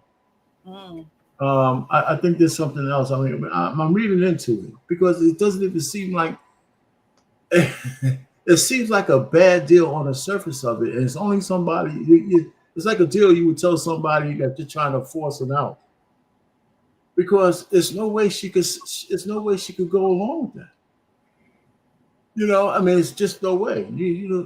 So I think he's planning something, and he wants her to get mad enough to say, you know what, it's over. Yeah, because it doesn't make any sense to me. I mean, I don't know if it's a skit. I don't know who wrote that. Right. But let's just say it's real. You know, if that a guy would actually tell his woman, hey, listen, I want you to pay half of it, but your name ain't going to be on going on shit. Don't make he's talking to a woman. Most women have never, I mean, they're in business and you're supposed to be the one to love. He's trying to give her the. Now, I don't even think the divorce court would help her out as much as she thinks. You know what I'm saying? Mm-hmm. So, listen, this whole tit for tat, I pay for your, I mean, that's a dumb thing. That's what makes it even, I paid for you to get an education. I paid for you, we got a kid together. It was her grandmother who let him in? Yes. Okay, your grandmother let us stay here so we could, stack some bread, live free. And so the way I'm gonna repay all of that is I'm gonna offer you a deal that, that you have to refuse. You have to refuse. Not that you can't, but you have to refuse. Very easy. So yeah. I'm on her, you know what, man, I'm losing my card because I'm on her side. I'm losing my card big time. I'm losing my card big time. But I'm on her side. He sounds like an idiot to me. In the words of our pain, the great words of our pain, he's an idiot. No, but that no way. No.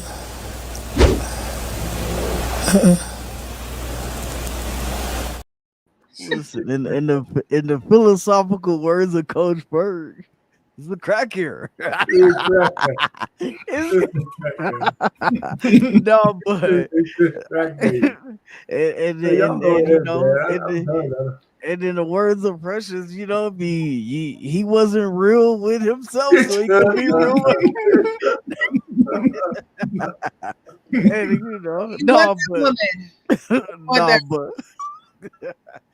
but for real though, that's a real case of self-sabotage right there. If he saw that marriage going, or he saw that going anywhere, being a marriage, anything like that, he knew that situation was gonna be a messed up situation. Nobody's gonna accept that. Like, we're not gonna go buy a house together, but only my name is gonna be on the mortgage. Like, but we're both gonna pay this. Now, you know what I'm saying? Like, it doesn't matter. Okay, so if I saved up the 40%, I already bought my house. Now I meet you and you move into my house. That's a totally different situation. Now we get married and we're on our way to marriage, and then you move in and we do our thing. We get married. Like, that's enough, and we save up so we can buy a house together. we're doing exactly that. We're buying the house together. But to be like, oh, okay, well, I saved up the money, so we're gonna buy this house together, but technically it only belonged to me in case we break up. Like, you know what I'm saying? You might as well just ask for a prenup in that situation. I mean, if you're gonna do all that, hey, listen, let's get this prenup. We get this house together. You know what I'm saying? I saved up the 40%. I get whatever I get whatever it is plus that 40%, and you get the rest of it. You know what I'm saying? Or I get, so much of the equity, and then you get the rest of the equity. You know what I mean? But damn, like to just be like, nah, well, I'm gonna take, I'm gonna get the whole house. You know what I'm saying? You better off going to a lawyer and figuring out, both of y'all getting a lawyer and coming to terms with the prenup in that situation rather than going into it and saying, you know what, fuck it. The whole house is mine. You know what I'm saying? You can take the kids, but you leave me my monkey. You know what I mean? Like, that just doesn't make any damn sense. Did the video say how long they were married? 10 years.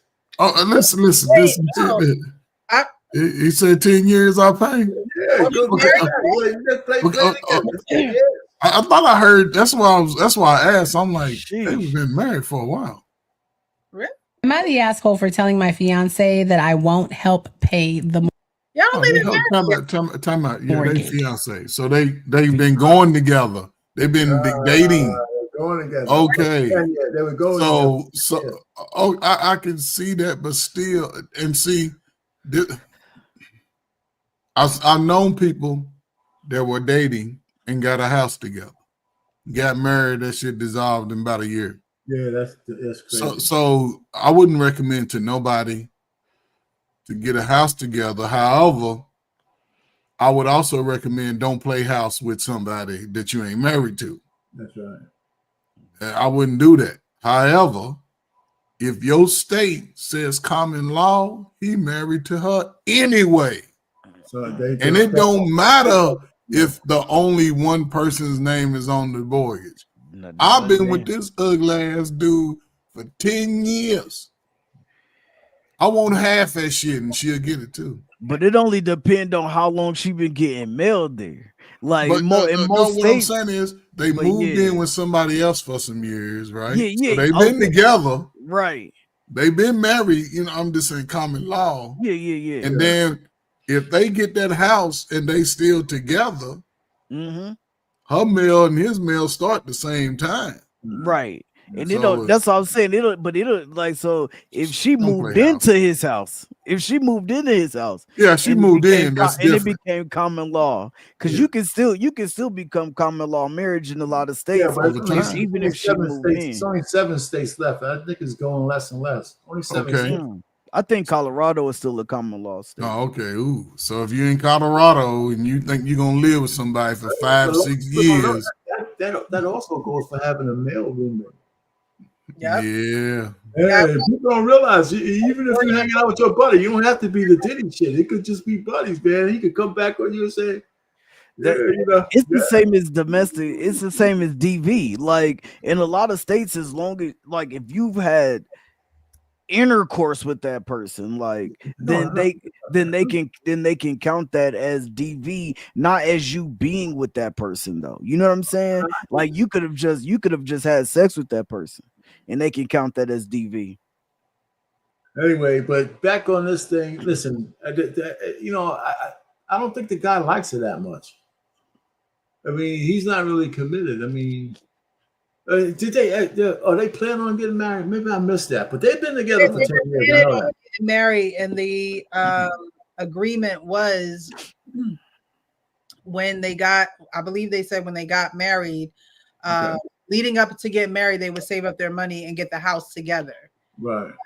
Getting the house together in his mind meant, I'm just going to put my name on the mortgage and deed, and you're going to pay half of it. And her idea was, if we getting it together and we're doing this together and I have to pay too, why wouldn't my name be on the mortgage? I got that much. I just wanted to know when they tying the knot. Yes.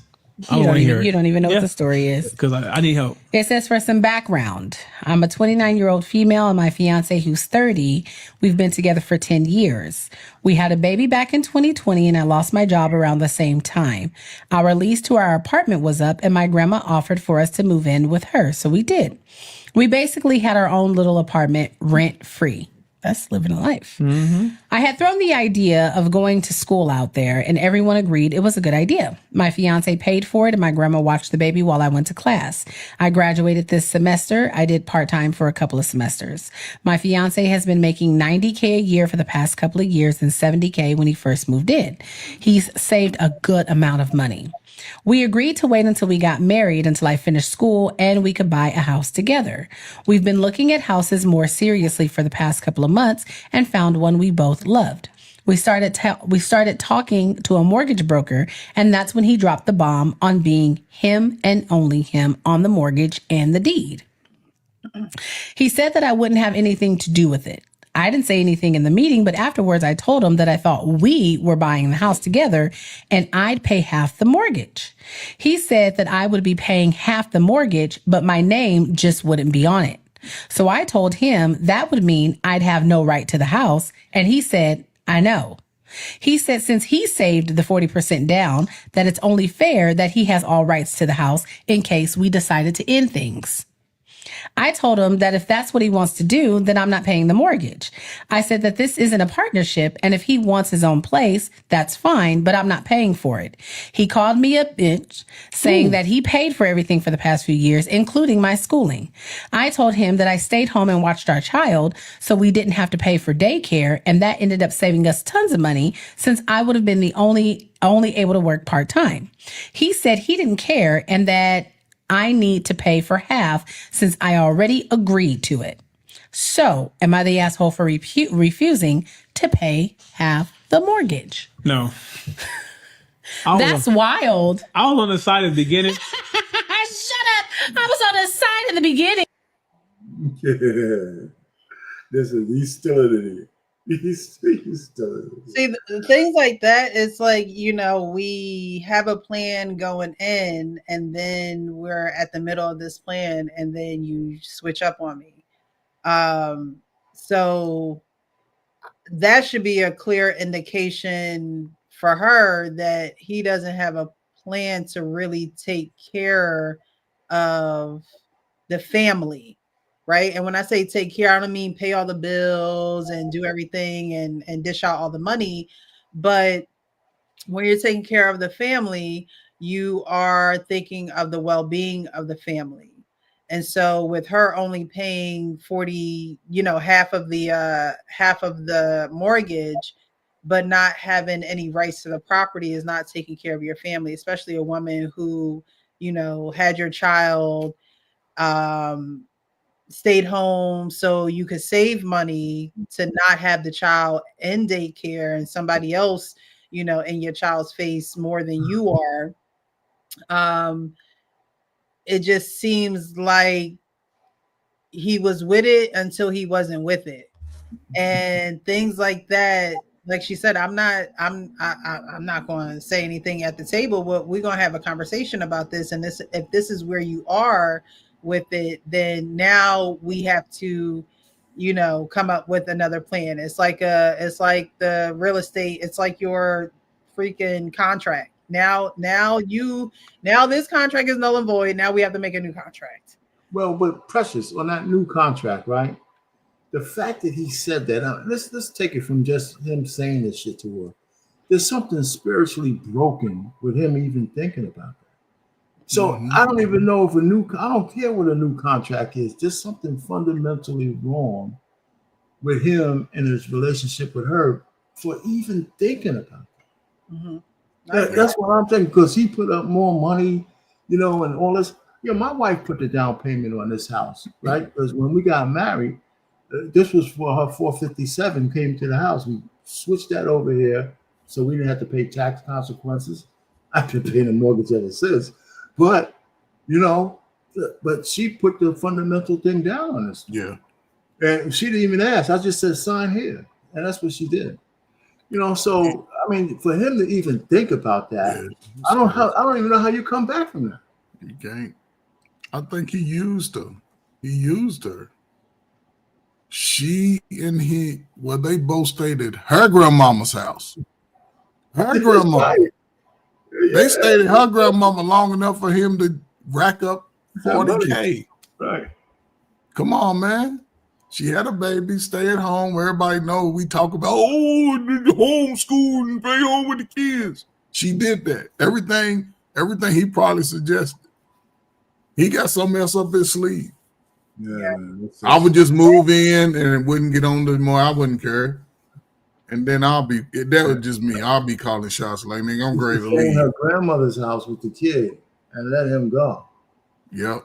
But you're right. I mean, it does sound like he used her, right?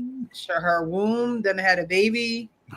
No, I'm not talking about He use her. used a wound. No, Nah, but she he get, used. I mean, he paid Well, for her schooling, so he did pay yeah. for her school. Yeah, he I don't know just how feel much like that was. yeah. Well, he did. Well, I take that back. He did. I forgot about the part that he paid for her school. He didn't really use her. It's just that he just going about it all wrong, man. He went to He don't really want America. he went straight to the well, what if we break up, what if we end this, what if our marriage goes apart, Or what about like said, he went straight to the divorce rate is what he did. You know how like now a lot of talk online is about like I really don't want to lose my assets and all of this and this and this, I gotta give half, I gotta do this, I gotta do this, she gonna get half the proceeds from the house. That's exactly where he went when he thought about marriage instead of thinking about, you know what I'm saying, having a successful marriage. But even if that was the case, right? And they go in, well, they're not married, so it wouldn't necessarily be marital property right? because he would have signed and did all that himself. And so he did it before they got married, so it wouldn't be marital property because if they would have gotten married, it would have gotten split. Well, they, would have to sell the house or whatever, and she gets her half, he gets his half.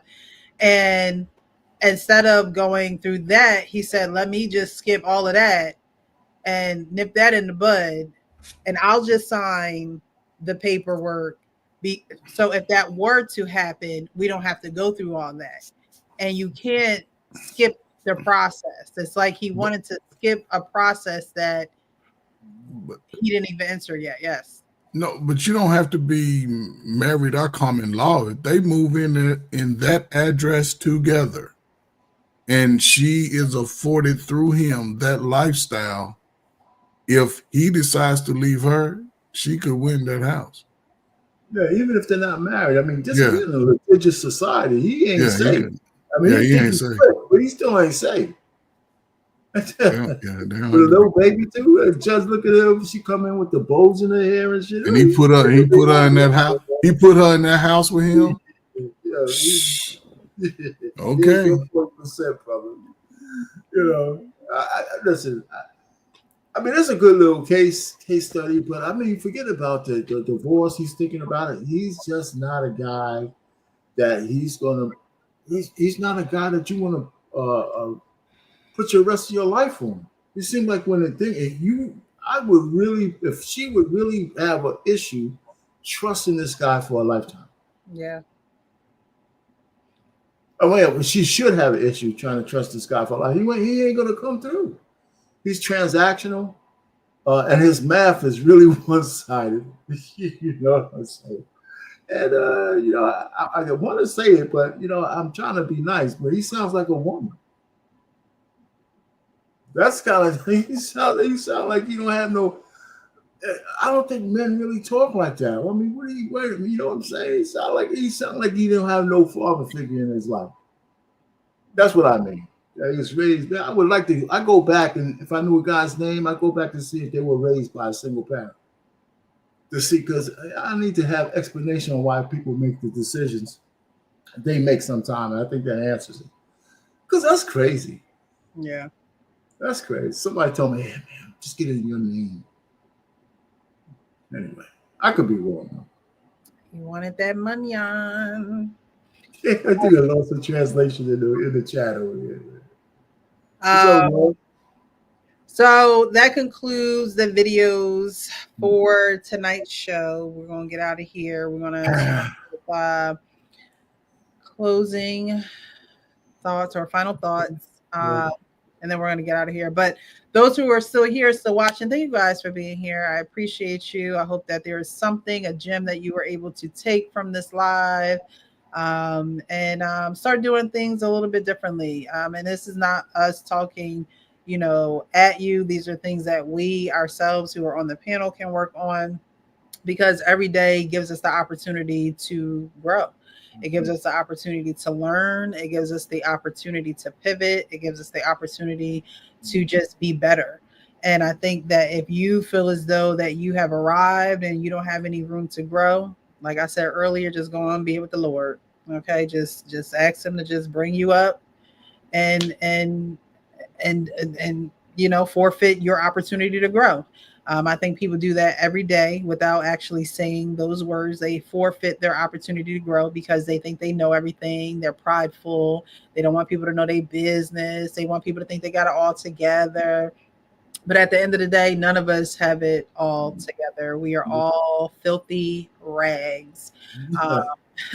And so when you realize that is when you'll actually initiate some change in your life, realizing that there is room to grow, there is room for improvement, and room to realize that everything that we do, everything we say, every move that we make can be altered in some way for the good. So, the more we think upon those things, the better our life will be. All right, so we'll start with final thoughts. We'll start with our pain, go over to Coach Ferg, and end with Frank. Thank you, Lost in Translation. yeah, I don't have much, man. It was good short videos. They said a lot. I like the lady. Once we found the real context for the first lady, that's cool. I know where she's coming from now. Second lady, I thought that was good too. What she was saying, and the dude. At first, I was thought he was going to get into the mushy realm, but he didn't. I didn't disagree with what he was saying. I mean, there's a time when you have to let your significant other, wife, husband, whatever, know what's going on with you, or else you'll be brooding. You'll be holding that stuff inside is not good. And that's pretty much it. So it was a good show, Precious. Yeah. It's only like 3.5 hours. We only joking about the time. We ain't got nothing else to do. I'm gonna go to bed and probably can't go to sleep because I got like old people's insomnia anyway. Old people's insomnia. I don't sleep. I'm doing because I fall asleep when I do something during the day. I'll go in the bed and read something. I lay down. My body's like, sleep. Time to go to sleep. That's my wife, man. She sits down. Yes, my wife. It's a wrap. Like my body is just like, oh, you're laying down? Oh, okay. Let's go to sleep. Yeah, my wife is out cold. I take credit for that though. I mean, some guys don't, but I take full credit for that because she ain't got no worries in the world, man. You can sleep. Worries doesn't keep me up. I'm just the way I am. But my wife, when she lays down and go to sleep, I say, yeah, she don't got nothing on her mind that's keeping her up, rolling around. I take full credit for that. Which is a good thing. Some people are night owls. Like my mom used to work for the post office and she worked like overnight. Yeah. So she's still like that. She hasn't worked for the post office in God knows how long, but she's still just a night owl. And it's not because she's worried about things or she's just a night owl. She'll watch her black and white movies or pray, read the Bible. Like that's just like we talk about, people, like that's just my mom. And there's nothing wrong with that, but there is something wrong when you are up late at night and you are worrying and you do have things on your mind and you can't turn your brain off. Honestly, people like that, I think you take years off of your life. And it's hard to say, but I think that is the case because you can't put your mind to rest. Rest is very important. It was indoctrinated in the creation of life for a reason. You have to rest. And if you don't take the time to rest, your body will take the time to rest. And it might be an inconvenient time where you actually need to be working or producing, you can't because you haven't gotten any rest. And so definitely take the time to rest. But you're retired, Arpane, so I know you take the time to rest. Okay. Yeah, I do. That 24/7. That's a beautiful thing. All right. Thank you so much for being here, Arpane. I appreciate you. Thank you. Thank you. Thank you. Coach Ferg, final thoughts? I mean, this is a good show. It's very interesting. You know what I'm saying? You held your cool today, Precious. I know you held your cool. You know what I'm saying? You didn't. I didn't see no sweat beads flying. Yeah, I mean, I had to kind of, get out the glitch of the matrix real quick and like, come on, guys, get it together. No, but I don't know. I guess when I'm looking at all this, to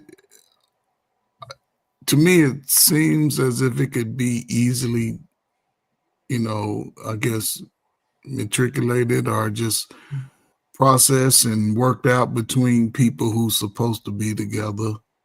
But also, according to that good word, one of the hardest things a man could ever do in his life is find a good woman that's right for him for a lifetime. We can conquer everything else. We'll fight to the death and we'll climb a mountain 42 times and go to take a inner tube down to the bottom of the ocean. But when it comes to finding a good woman, it's hard. And, I do feel blessed, but, my wife shows me everything about how she loves me, how she wants to love me. I have to tell her not to do certain things for me. I have to tell her don't do it because she wants to do it. She wants to do it big, but I'm like, no. And I know exactly what you mean. And we right there now. We great make a big purchase, and we're trying to debate on if we're just gonna just pay for it or pay a little bit. I'm like, shit, I don't care how we do it. But the fact that I can trust her with everything, she can leave me and take everything. But here's where my pride will kick in. I can start over. I can give me a little. I can start over. But my requirements are still the same. But now, Precious, the only woman that'll qualify, she got to make $200K. She got to make $200K. If she don't qualify, she got to be able to cook. I ain't say had to, just be able to throw some shit down. And me, I know what I need to do to make sure. I'm gonna do my best to protect her as best I can. If she goes outside the fence and the security gate, when I say don't go, then she's home. But, so it's just nuances. Like marriage ain't for everybody and being single ain't for everybody. That's for sure. So you got to find that shit in the middle. Don't listen to nobody else opinion about how you want to love your husband or your wife. Don't listen to that shit. Because they'll have you over single with them talking about, yep, girl, I told you. Yep, man, I told you. Then when you leave, oh, dumbass done left his wife. Oh, silly ass done left her husband. I'm going to go over it. But, so, just be careful today. Ask every fucking question. If it come to your mind, text it. Ask her the question. Don't leave no questions 21 questions times 3. I'm going to ask you all that shit. But again, it takes you to step outside of yourself sometime to bring up the nerve to ask them. The easiest way to ask it, I'm going to ask that shit early. If you want my resources, even if you lied to me, give me a good lie. Give me your best lie. And then show me that you're at least trying to invest. Show up for me when I'm at the gym, at the court. Show up. Just cheerlead for me. That's all I need is a cheerlead. Bring me some Gatorade, a towel. Because if I'm going to protect you, I don't know. It's just different, fellas, man. And if they don't like you, like in my words of him, leave their ass at the restaurant. Just get up and leave. Hey, She paying for it and get up through. Go to the restroom and lie like they would do you. So don't waste a lot of time, fellas. 90 days, give it to them like a bad credit report. 90 days to get your shit together. Is you going to be default or delinquent, and I must close the account. I'm done. Thank you for being here, Coach Fur. I guess I'll be short winded. Yeah, No, I know, I'm just joking. be sure, because I'm old and I'm long and I'm I new to pause. the crack era. Yeah, pause. See now, our pain. That's the pause moment that you was looking for earlier. No, but yeah, man, always great conversation over here.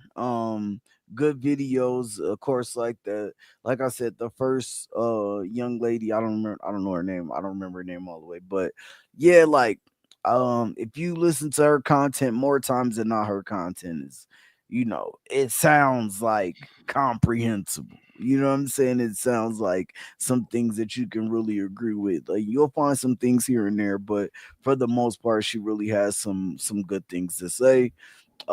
Everything else, of course, the videos definitely good. Those one videos are funny as hell when the guy is like, or the girl is like, yo, she walks in, give you the roses, give you the, and then she act like you gave it all to her. Those shits are funny as hell, but you know what I'm saying? Eventually you be like, okay, you know what, I got you. Well, don't trip, I got you.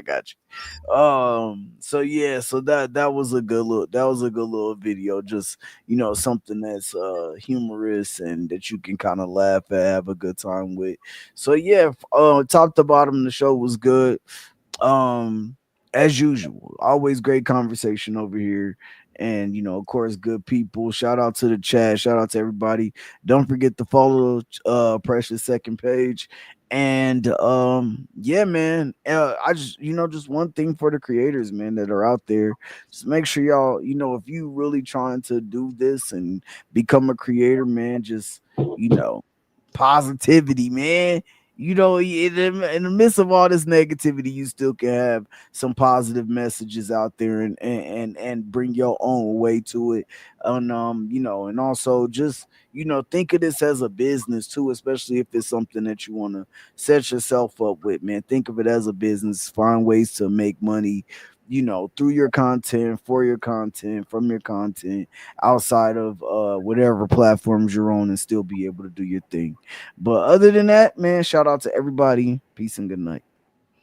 Thank you, Frank. I appreciate you for being here. Thank you, guys. My final thoughts are always be real with yourself so you can be real with everybody else. I think that not being able to communicate, not being real with yourself, and saying what it is that you need to say, that will keep you in a marriage that is a nightmare.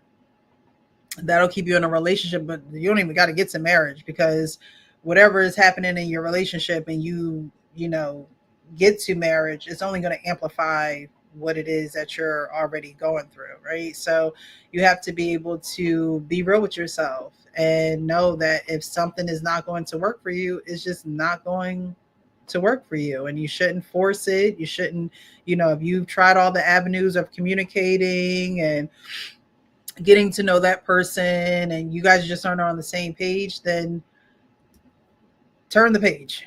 Turn the page, because you'll save a lot of heartache. And I said this before, a lot of people have an issue with detachment. And just like death is a part of life, people coming in and out of your life is a part of life. No matter what you do in your life, you're going to meet new people. I remember listening to Viola Davis, and she's like, you haven't even met all the people that's going to love you yet. Like, you haven't even met all the people that's going to love you yet. So why stress over somebody that's making it difficult? Coach Berg said, this relationship talk, it just seems like it's just so complicated, and it doesn't have to be complicated. It can be very simple. Right. It can be very simple, but people make it complicated trying to force something that's not there, or trying to, see the potential and not what it is for right now. And you got to date people's now, not their tomorrow, because tomorrow is not promised. You have to date the now, When someone tells you and shows you who they are, believe them. Believe them, because it ain't going to change. They are who they are. And if it does change, good. But you can't stick around from that change. You're going to have to love them from afar. I love you from across the street, but I can't love you up close, because that's going to only hinder your development and your growth. For the ladies, you are not every man's helpmate. If he can't get it together, he can't get it together. Men, you are not every woman's savior. If she can't get it together, she can't get it together. And you're going to have to go on to the person who can. So I appreciate everyone who watched the show this evening. Thank you to those who contributed to the platform. I appreciate you. We had King stop in, Lost in Translation. Thank you so much for being here. I saw a lot of people in the chat. J Dub was in the chat really heavy. The Wife School podcast. Thank you. Thank you. I see. Oh, I didn't even know Cameron was here. Hey, hey, hey. I don't know if he's still watching, but thank you all who has come and watched the show. Next week, let me see now, because I got some things coming up. So next week, Wednesday. Next week, Wednesday, we'll plan to be here the same time, same place, 9:30. 9:30 Eastern, right here on the Real Precious. So again, guys, be real with yourself so you can be real with everybody else. And we are out of here.